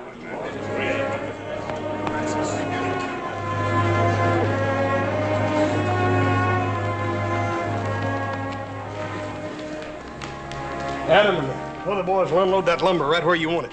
If you need me, well, just holler.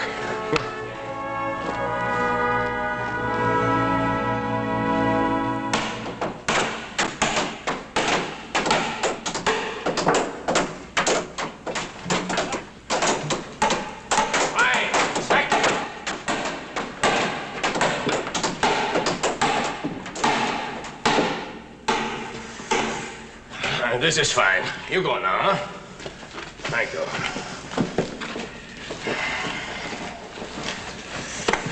Are you satisfied, Philip? It is still an impractical man's dream, Adam. An invention is never completed until it is put to the test of serving the purpose for which it was designed.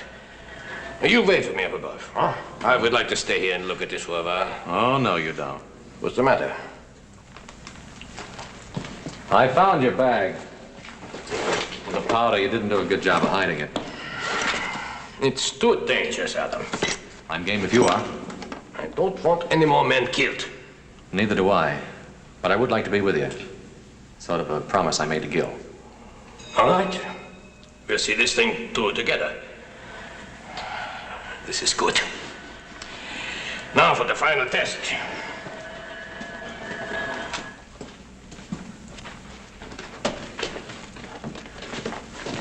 Why, you're wasting our time, Holloway. You better take a good look at it, because you're going to see a lot of this kind of timbering from now on. Not in my mind, you won't. Well, this is it. Good luck, Philip. Come. Mr. Holloway, you should not be here. It's still my mind, and these gentlemen are a little hard to convince. You don't understand. We're making a test. Don't test it too hard, or your monkey cage will fall down on your head. I hope not, gentlemen. I believe not. But we will soon know. We've set a blast to test it. I can imagine you're being down here with a blast about to go off. Your workmen do it every day, don't they? Oh, yes, but with your present system of timbering. Well, you're standing under some of it now, gentlemen. You may stay here if you feel safer. I prefer to stay over here. So do I. Why, you fool, we'll all be killed. Boys, the old timbering is right behind you. Go ahead, stay under it. You better hurry.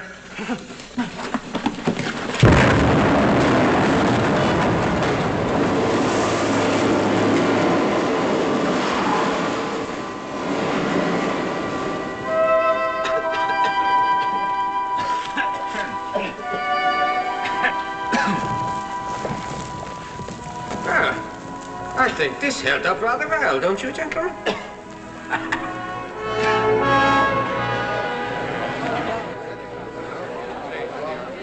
Very impressive. But I still won't hold still for it. And why not? Isn't it pretty obvious? This man undoubtedly has a patent on his timbering system and plans to rob us blind collecting royalties. I'm afraid I'm not so wise as you.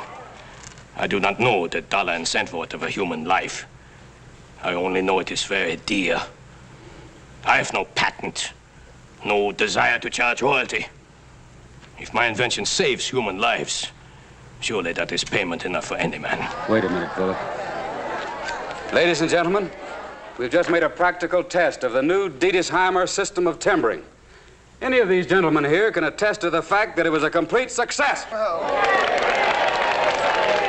I'm closing the Ophir till it's completely retimbered with the Dietisheimer square sets.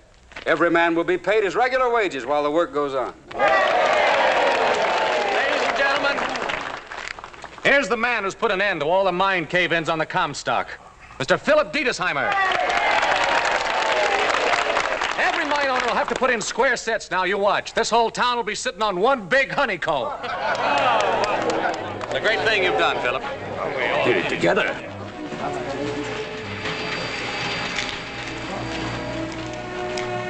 Well, listen, I'm hungry. Ain't you starved? On the contrary, horse. Right now, I feel very full. Mr. Dietisheimer, I told you once that folks is going to remember you for an awful long time. And they would, too, if they could remember your name, but it's so dang blasted hard to pronounce. Don't worry about that, horse. Names are never very important. Anyway, it's easier to pronounce to Dutchman.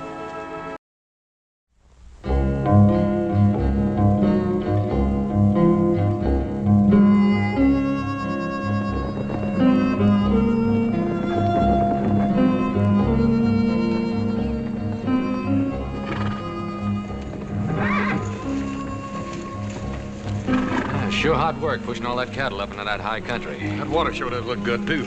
You know, to wait to wash off some of this grit.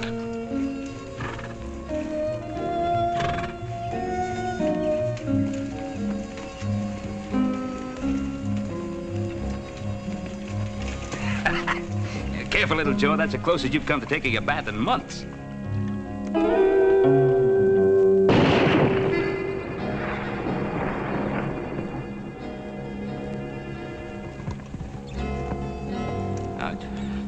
Who are you? Never mind who I am. Just get off my land. Your land? What are you talking about, mister? You know what I'm talking about. You ain't deef, are you? No, we ain't deef, but are you sure you ain't got just a little bit too much sunshine, old-timer? Look, well, maybe you kind of got your directions mixed up. All right, now, don't anybody move. What do you want to go do a thing like that for, old-timer? I know my rights. The law says that I can shoot trespassers on sight. Look, you're on the Ponderosa. I bought this land, mister, and there ain't nobody going to take it away from me. Bought it? I don't want to kill anybody, but I will if you push me. Nobody's trying to push you, mister, but what makes you think this land is yours? I said I bought it. $25 hard money. I got the bill of sale to prove it.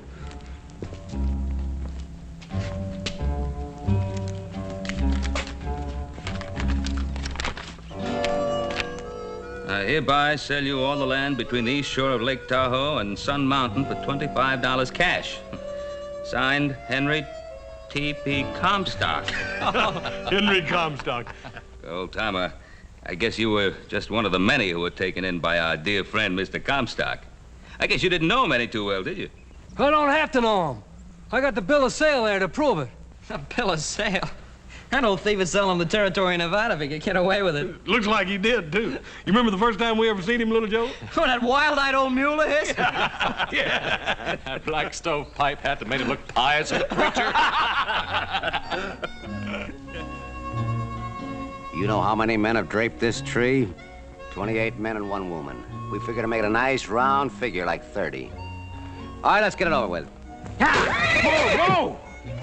What the name of creation's your hurry? Mind if I have a last word with my friend? Friend? You haven't got a friend within 50 miles of Hangtown.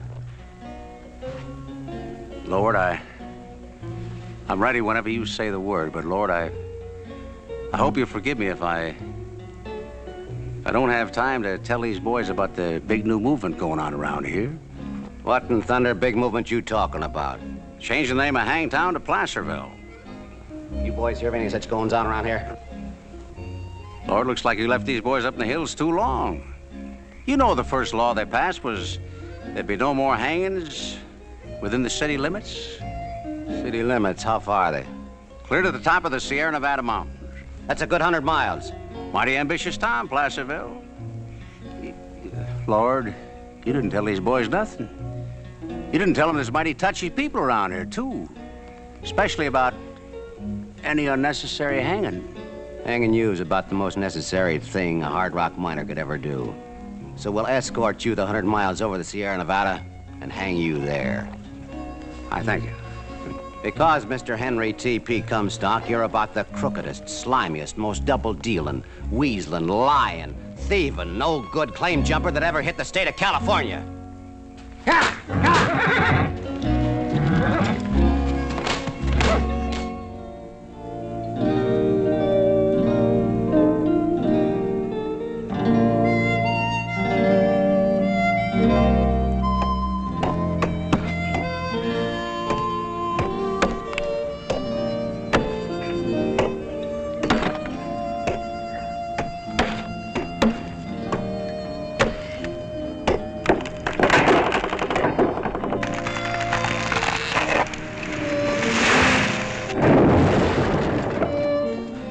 4 hours. It took 4 hours to bring that thing down. That isn't such a long time, little Joe. That one, it took 400 years for it to grow. 400 years. Well, that was even before Columbus sailed out of Spain to discover America. Us, there were trees that were living and growing in this forest. They were old when Christ pulled fish out of the Sea of Galilee.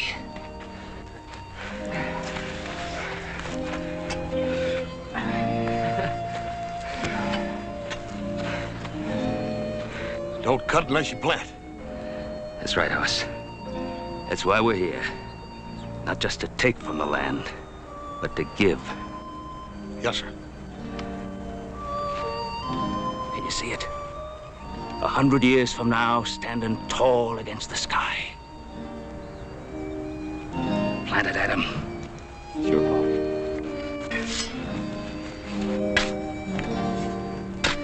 Well, little Ponderosa, see you around in a couple of 100 years when you're a big Ponderosa.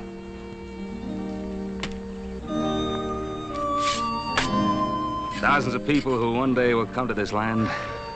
Be mighty thankful for what we've done. There's timber up there to build whole new cities. Launch fleets of ships. Hear that, Hoss? Older brother Adam is planning to build that Yankee fleet of his again. Yeah, well, it's gonna take a mite more water than we got hereabouts to float it in, little Joe. Water? Oh, now, you don't think Adam is planning to sail his ships on just plain old water, do you? I guess you two mountain boys haven't heard. Just so happens I'm planning on ships that sail across sand. I remember walking across about 600 miles of it the last time Paul sent me to Salt Lake City to file them claim papers. How would you like to be able to do it in under 3 days? Oh, come on now. From here to Salt Lake City in 3 days? How you gonna do that? I think he's gonna fly through the air, or... Maybe 2 days. Oh, well, maybe one day. You talking about a railroad, son? I'd be talking about a railroad, Pa. Dreams are mighty good things to have, son. You know what it takes to build a railroad? Track. Track that runs across sand, round mountains, and over rivers. And track ain't nothing but a lot of rail and a bed of ties to lay it on. You cut down all these wonderful trees, provide ties for a railroad? I'd cut them down, Pa. And I'd put new ones in their place. Hey, that sounds like a rifle shot. On the California side. Sounded to me like it come off the Ponderosa.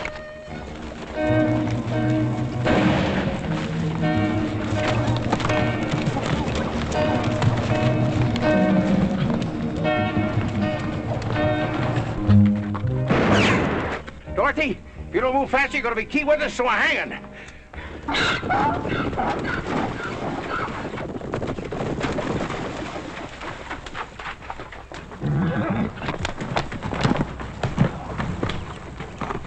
So he thinks he can sneak away on that old mule.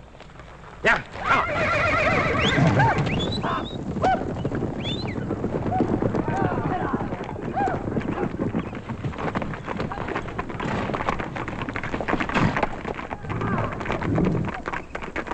How do you feel about 4 men chasing 1 man on a mule?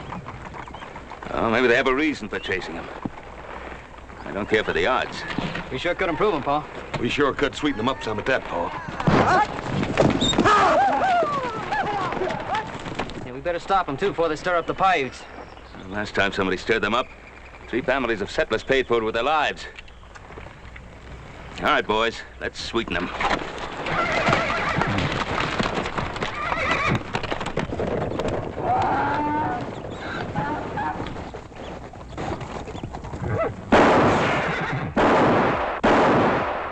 Adam? Yeah. How far over you reckon them fellers are? About a half a mile, maybe. Yeah. It's just about what I figured. Hey, Hoss, even with that Sharp's buffalo gun you got, you don't figure you can hit a target at a half-mile distance. You watch that feller's hat. What the thunder was that?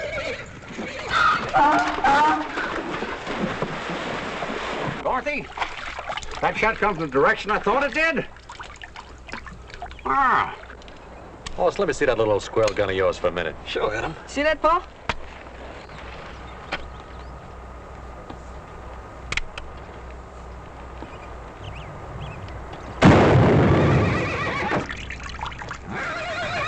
Couldn't be Comstock. He didn't even have a rifle. Now, little Joe, what was all this talk about a half a mile? Good shoot. You want to try it, little Joe? Yeah, I better. You right sure now? Well, I think I better if I want to stay living with this family.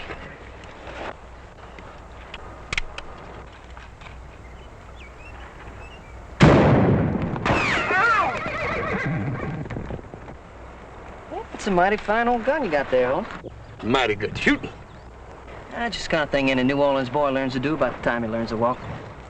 Take a crack at it, Paul. Well, if I have to. Just to show you young whippersnappers. Go ahead, you can't miss now.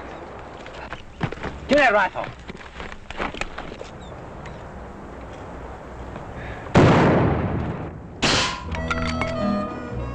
Mighty fine shooting, Paul. We gotta get out of here, Heck. Them ain't men, they're devils.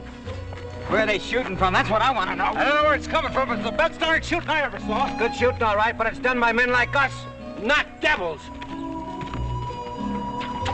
Thank you for looking favorably on the countenance of this miserable sinner, Lord.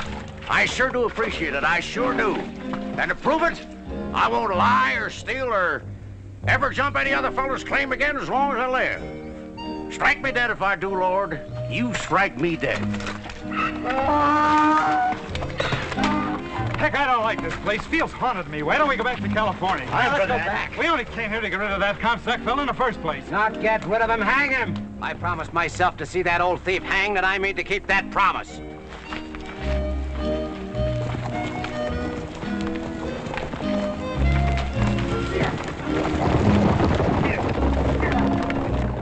Yeah, I think we scared those fellows off. They're heading back to California. Yeah. Maybe they aren't. Quite an exhibition of skill, my friends. Truly the best exhibition of the fine art of rifle shooting I've ever seen. Since the days of that esteemed gentleman, Quincy P. Strongheart. Yes, I can see it all just as though it were yesterday. My boyhood chum, Quincy P., raised at my side in sight of the stormy and treacherous waters of Lake Nipishama. What in the tarnation you talking about, mister? What'd you do to stir up all that excitement? It's probably one of them claim jumpers they run out of California. Lad, I beseech you, don't mention that evil place to me. I, Henry T.P. Comstock, who have roamed the four corners of the earth, have sailed every shore and coastline of the seven seas, never want to hear the name of that foul-sounding place again as long as I live. Why will you run out? I? You think I, Henry Comstock, was run out of California? Run out and told never to come back. How many claims did you jump? Did you hear that? Yeah, not you. Lord, right where I stand, if I, Henry Comstock, ever jumped, or even thought of jumping any other gold miner's claim, strike me dead. Not yet, Lord. I know I'm a miserable sinner, and certain things have been known to cling to my fingers, but I'm not ready yet, Lord, to meet the hellfires of retribution. Not yet, Lord. Not yet. Hellfires of retribution, hear that, little Joe? I figure if a man's going to get religion, he might as well get it in a hurry. Mr. Comstock, before your time is up, I think there's room for at least one good meal in there to help see you through that final journey. Do my ears deceive me, or did I hear you mention food? Gentlemen, when do we eat? You too, Dorothy. Dorothy, food, come. Gentlemen, I have feasted at the tables of kings and dined in the company of millionaires, but never, I repeat, never have I enjoyed such a meal as this. This is Hop Sing's doing, Mr. Comstock. In all of your traveling, did you ever meet a finer cook? My good man, worthy descendant of Confucius that you might be, I must compliment you on having acquired a skill and wizardry in the culinary arts unmatched in all this land. He no like the lip? No, he likes him, Hop Sing. Oh, very good. I bring more. Got plenty more. Yeah, you do that, Hop Sing. You do that. Mr. Comstock, do you have any late news of my good friend, Captain John Sutter? Sir, you're referring to Captain John Sutter of the Sacramento Valley? Are there any other Captain John Sutters? Well, the poor man, he's a cause of sadness and melancholy to all of his friends. What's the matter? Is he getting worse? Not only getting worse, he's almost gone, as has his mind. Young man, pass that plate of sweet corn, please. You mean you're still hungry? I haven't seen corn as smooth and golden as this since I was a boy on the shores of Lake Semihuchi. I thought you said over on the mountain, Lake Nipishama. Nipishama one side, Semihuchi on the other. Lots of lake in that neck of the woods. Well, just what neck of the woods was that? You boys familiar with foreign lands? No, we've never been out of the country. Why? Oh, it's a shame that you can't know too much about wonderful country of my childhood, Canada. Oh, well, this Napatchki and Skauchi Hiwachi, whatever you call it. Are they in Canada? On the other side of the Frangatang Mountains. Mr. Comstock, what about my friend Captain Sutter? Poor man. It's a pity to what's happened to him. You wouldn't recognize him anymore. How bad is he, Mr. Comstock? Not just one more? Just a small one? Later. In fact, I think we've all had enough to eat for now. Hop Sing? Yes, Mr. Cartwright. You like a dinner? Yes, dinner was very good, Hop Sing, very good. Very good, Hop Sing, and I do thank you. Very good. We'll have a coffee in here. Yes, Mr. Cartwright. Mr. Comstock, brandy? Yes, don't mind if I do. Thank you, sir. You're very kind. Nice little place you got here. Reminds me of the time I was the guest of Queen Victoria at Buckingham Palace. I'll ride on down to the sawmill, Paul. Have them bring those trees in we cut down. Fine, Adam, fine. Oh, Adam, do you need any help? Well, come to think of it, we are a little short-handed. How would you like to work for us, Mr. Comstock? We pay good money, $1 American a day. Work? What kind of work is that? Oh, hauling, cutting timber. Good, healthy outdoor work from sun up to sundown. Sun up? Oh, I'm afraid that's not the kind of work I do. Just what kind of work do you do, Mr. Comstock? I'd be real anxious to know. Yeah, well, I'm a merchant. Yes, that's what I am, a merchant. Oh, a merchant? Yeah. Sometimes I buy, sometimes I sell. It all depends on the state of business, among other things. Very good health, sir. Among other things, Mr. Comstock, do you ever indulge in something called panning for gold? You mean you folks don't got into folks who pan for gold? I told you I planted the first field of grain with John Sutter in the valley of the Sacramento. Together we planted those hillsides with vines, with fruit-bearing trees. You know what they did to that land, those locusts, those ravagers who answered the cry of gold in California? They tore out those vines. They chopped down those trees. They trampled that wheat. Is it any wonder that John Sutter sits on his porch now, staring into the sun by the hour, recognizing no one, seeing nothing? You know about him, don't you? I know all about him. And that's why I came to the Ponderosa, my sons and I. And that's why I made my vow that never would these 1,000 square miles of God-made country be delivered into the hands of those spoilers, those destroyers. Mr. Comstock, if I so much as see a man digging for gold anywhere on my land, I'll shoot him at sight. Gold? You don't mean there's gold up here in western Utah, do you? Well, that's what we keep telling those fellers over at Washoe Diggings, Mr. Comstock, that they're just wasting their time. There ain't enough gold over there to fool with. Hey, you think they'd listen to us? I don't know what there is about a gold miner. I think they must be 3/4 loco and the other 4 stupid. You said they found gold? What I said was that they didn't hardly find enough to fool with. Yeah, they pen all day, come up with just about enough to buy themselves a bottle of whiskey. Now, if you were a whiskey merchant, Mr. Comstock, you should do rather well down at Washoe. Washoe?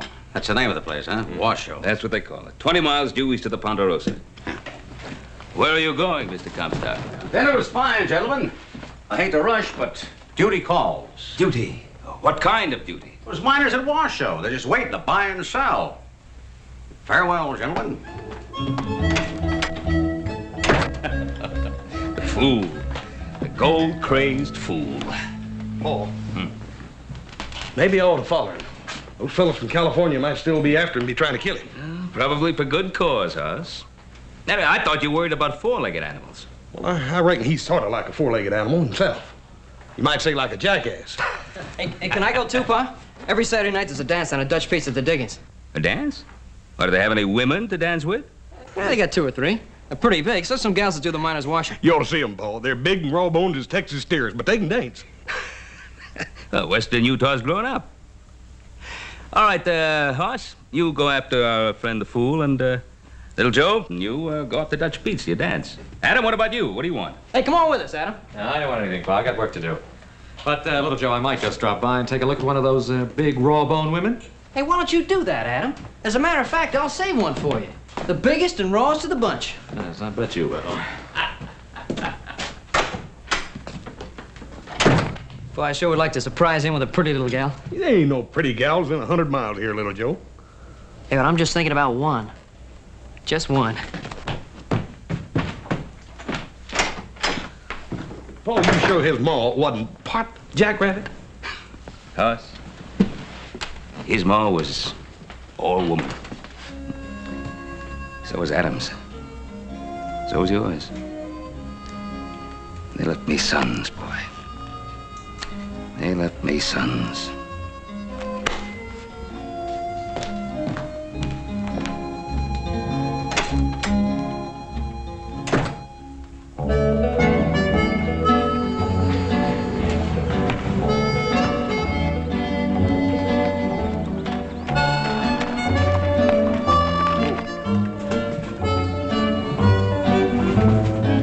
Rich man, poor man, beggar man, thief.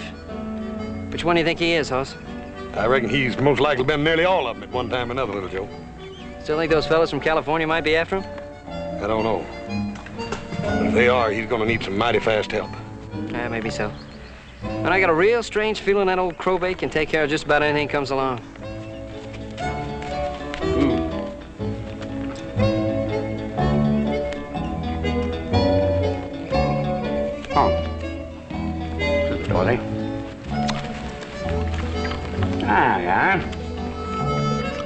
Eat hearty.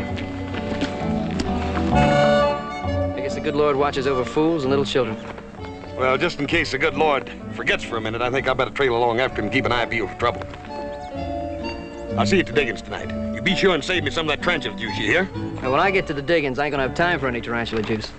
You stay out of that Paiute country. You remember what Paul said about stirring them up? Hoss, what the heck would I want with any old Paiute?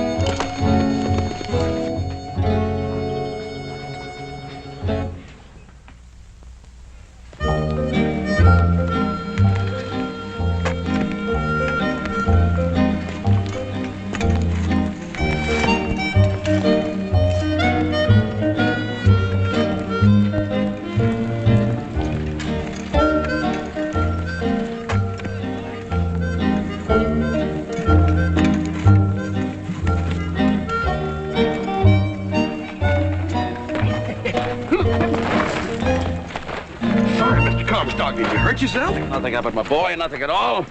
We Comstocks are made of steel. Yes, I can remember my grandpappy at the ripe age of 93. Chewing iron bars and spitting out nails. Yeah, I reckon you're all right at that. On the way you fell back there, I could have sworn you broke something. Son, you're looking at a man who did break something. His link with the past. How long has all this been going on? Well, feller's been fooling around these mountains for years. Digging up one side and then down the other. Fighting that blue stuff over there, they call it. Blue stuff? Never heard of it. What's that? Well, I don't reckon anybody rightly knows. Something that gums up something fierce. Makes it hard to get at the gold. Gold. Yeah, the gold. Like the sound of that word, son. It's like music to my ears. Yes, sir. From now on, I intend to confine all my valuable time to the Comstock lode. The Comstock lode? What's that? Everything that meets the eye, son. Everything that meets the eye. You just got here.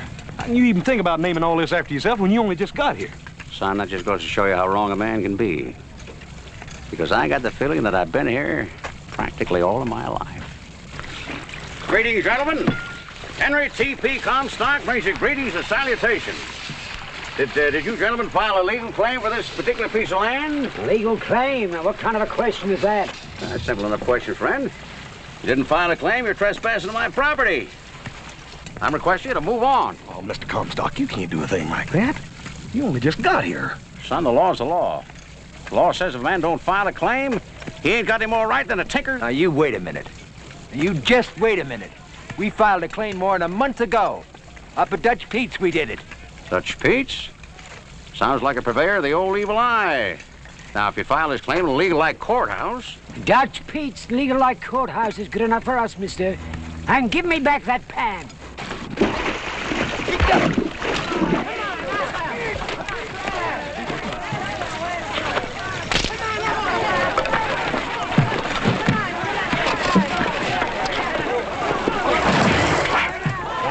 Blue stuff. Work and shake all day. Got nothing to show for it but this damn blue stuff. Is this a private conversation, friend, or could you use a little company? Where'd you come from? I'll ask the questions, friend. How big a claim you got here? Clear to the head of the mountain. And all of it ain't worth it. Don't say it, friend. Think it, but don't say it. Quite a good-sized claim. How much gold? Gold? Say gold? I tell you, mister, there ain't nothing around here but this dang blue stuff. Loud. How'd you like to have yourself a partner? Partner? In what? Your claim, friend. Clear to the top of the mountain. Tell you what I'll do. I'll give you $17 American. $17. But I tell you, mister, all this dang blue stuff ain't worth a nickel. $17, my good man. It's my final offer. Well, I'll take it, mister. Mister, you just bought yourself into half of this claim. $17, huh? Wait till I tell this to the boys at Dutch Pete's tonight. Partner, there's something else you're going to do at Dutch Pete's tonight, too. Now, at properly arranged time. I want you to break... You following me, friend? Closely.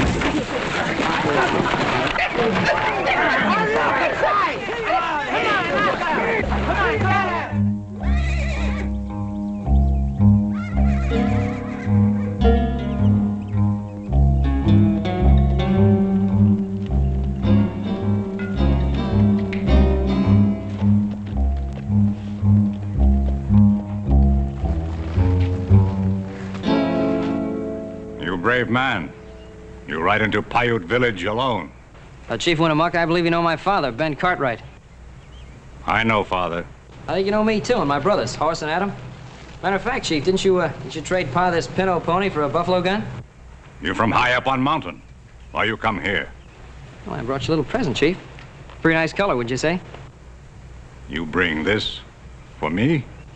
Well, not exactly. It's for your daughter. When you see Saratucci?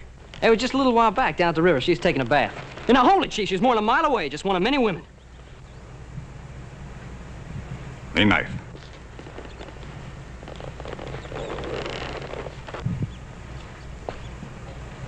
Other women, much big, plenty fat? Yeah, well, I wouldn't know, Chief. I didn't look at the other women. And what about this material? Got it from a peddler across the mountains from Sacramento.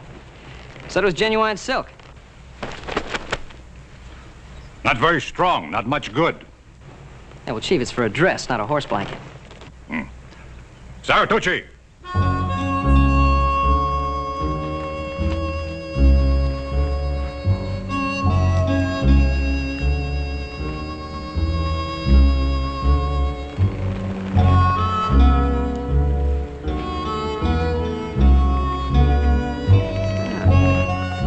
Now you look like a real princess, ma'am.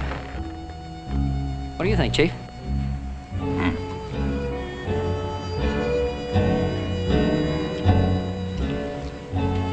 Sure fine tasting meat, Chief. What is it? Rattlesnake.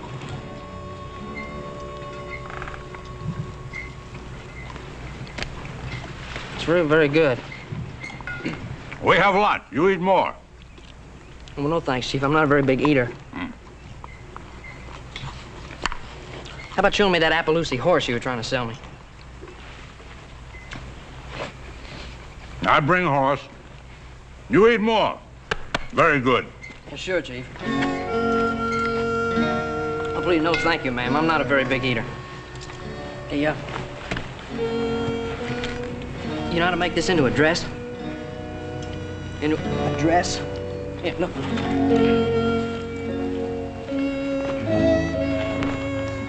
See, see what I mean here? Now, yeah, well, look, now, it doesn't look too good on me. Look, you try it. Sort of, yeah, you do it. That's it. That's... Yeah. Yeah, you're getting the idea, Princess. Yeah, that looks nice. And now, listen, there's a dance down at the Washoe Diggings. A dance? You don't know dance? A dance. Dance, dance, dance. There, you know? You like to dance? Yeah, well, good, so do I. Now, listen, don't tell Chiefy, all right? Yeah, good, because he'd scalp me if he knew what I had in mind. Now, you meet me where the river meets the meadow. Just beyond the waterfall. Then, Princess, you and I are going to have ourselves a dance.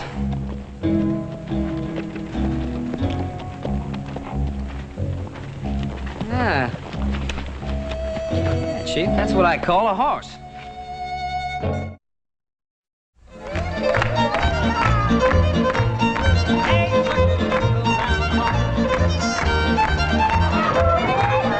Young way round here, don't walk on me long your toes.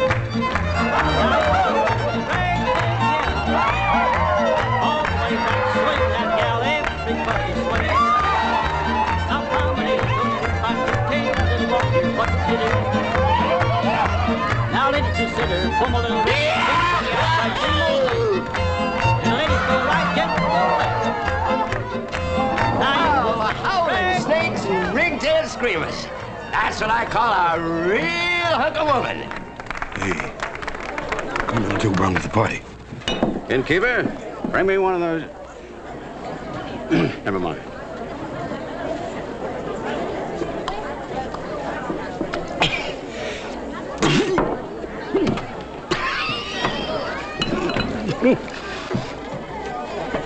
Young fella, I come from Virginia, which, as you can no doubt hear, is a pretty well-known fact hereabouts. You drunken colt! You don't even know where Virginia is! The Old Dominion, sir, the fairest of all the 35 states. Land where I was born, sir. Born and bred. And been soaking up to your teeth in corn liquor ever since. I know you're from Virginia. The That's Old wonderful. Dominion, sir, the fairest You place wouldn't say that, friend. You ever seen the sunset on Lake Tomahawker? Oh, that's the prettiest lake. Where'd you get the girl, son? The girl? Hey, she's a real looker. Oh, Princess Sarah. Gentlemen.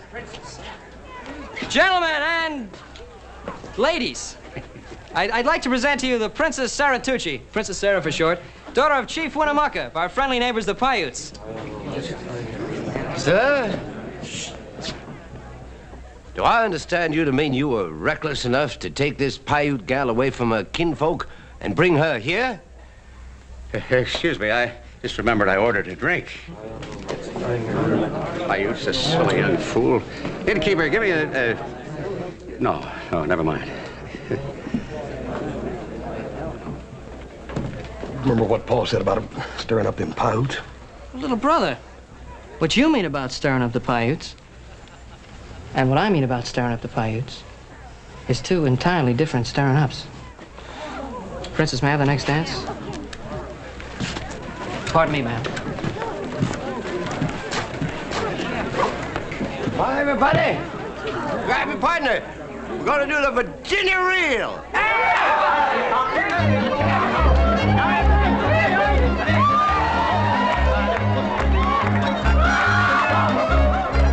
Now forward again, left elbow swing all the way back, place again. Forward. Pardon a bit, friend. Chicken up dough. And a do-she-do. See what I mean, little dough? Fat one is a skunk.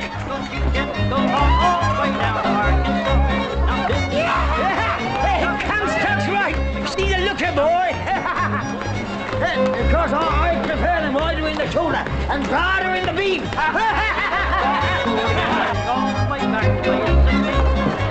Comstock, you like a dance? Dance? Yeah. Oh, dance, yes.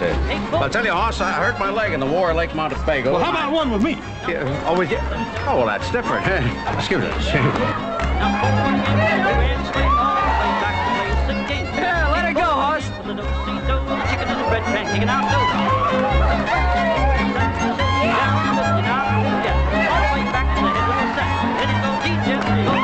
Son, I'll trade you Jenny here and throw in 5 ounces of gold dust. Anytime you want to switch partners.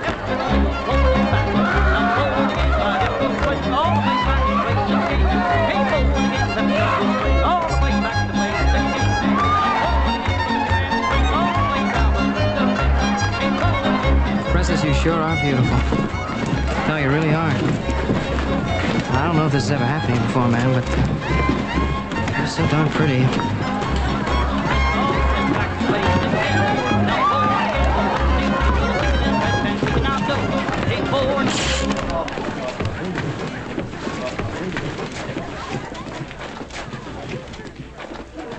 You take Sarah Tucci away. Well, I didn't exactly take her away, Chief. I just asked her to go to a dance with me. What you do? You call this dance?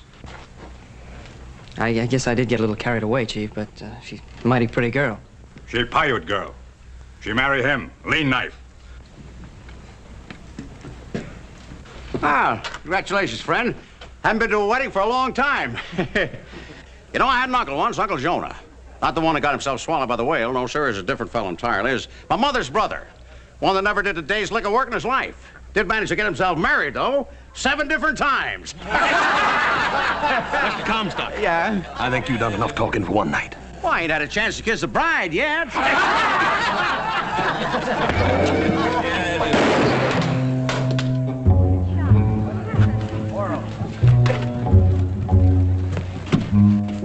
My sons seek no trouble with the Paiutes, Chief Winnemucca.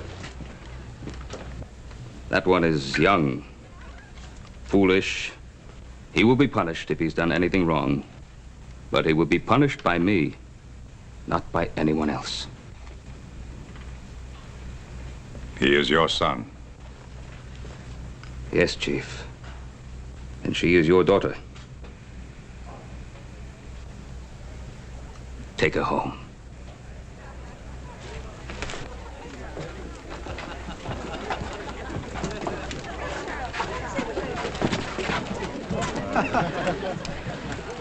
You know, the thing I like about you younger brothers, you don't care how big a mess you get yourself into as long as someone else gets you out of it. Yeah, but you know something, older brother? I just knew you'd be here in time. Just in time to march you back home. Get. Now, wait a minute, Paul. We can't go yet. Adam here ain't even had a dance. Now, where'd that old big fat gal go to? Why, you horse-faced, spindle-legged old sidewinder, I said I was the one buying the lady a drink. If someone want a bath, friend, I'll arrange to have you talk at me. Innkeeper, pour this young lady a shot. Don't you touch that, ma'am. That stuff will poison you. Bartender, pour the little lady a drink of your best whiskey, the kind that we drink down in Virginia. My dear young lady, I've traveled the four corners of the earth, sailed the seven seas. I'm here to tell you the swill they drink in Virginia will rot a skunk's gut.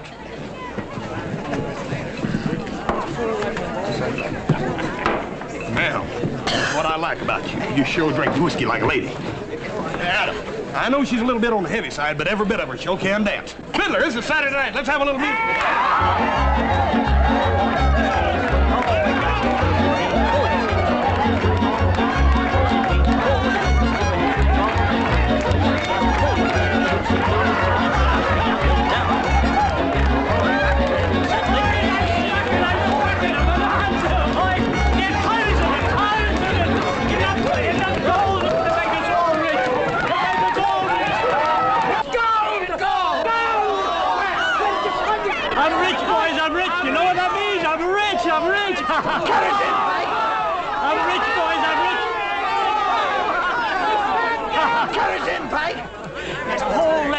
A ledge 50 foot wide, a solid ledge of gold. There's a bonanza! Where, Pike? Where? Pike! We're your friends and we tell you where it is.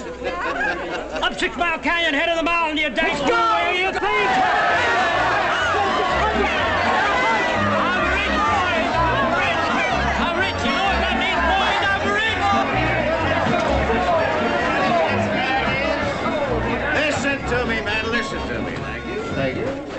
Well, hurry up! What's on your mind? Just this. I hate to break your hearts, but all that gold out there, all that big strike, that's all on my land. Every bit of it's on my land. Your land? Yeah. When'd you stake a claim to it? This afternoon, friend. Ask my partner there, Mr. Pike. We're gonna call it the Comstock Lode. Is that true, Pike? You sell this old horse thief part of your claim? Now, wait a minute. Show you what kind of a guy Henry T.P. Comstock is. I'm gonna cut each and every one of you in on a fabulous Comstock load for $100 a piece American. Cash on the barrelhead.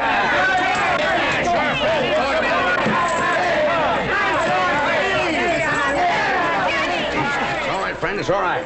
But it's gold. I really found gold. Here, friend, we'll talk about it later. It's gold, can't you see? It's gold. Pike, this is gold. It's really gold. It's the richest I've ever seen in here. I just given it away. I didn't know. I didn't know.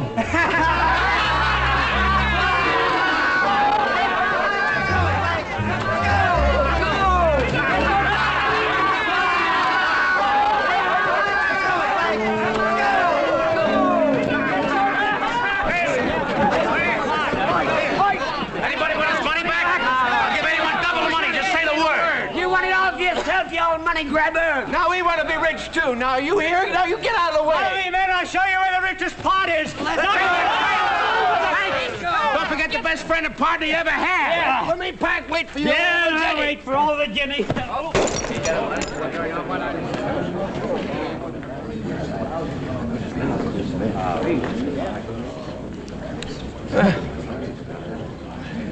Just so it won't be a total loss. I hereby baptize this place Virginia! That's not the way to do it, boys. Oh, shut up, you old No, this is going to be a great place someday. Fortunes will be made here. We'll make fortunes so great we're going to need help counting our money. So it ought to have a fitting name. Shouldn't just call it Virginia. We ought to call it, Virginia City!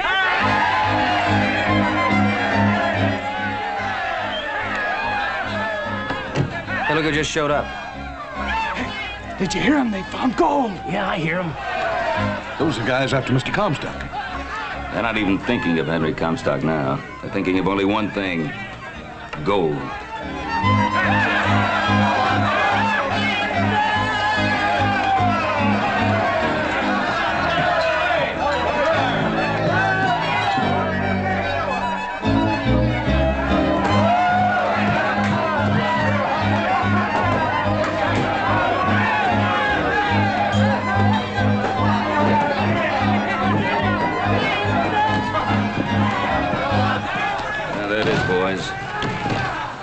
Gold will do to men.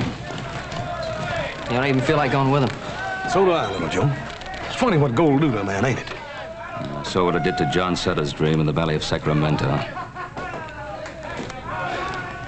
Let's go.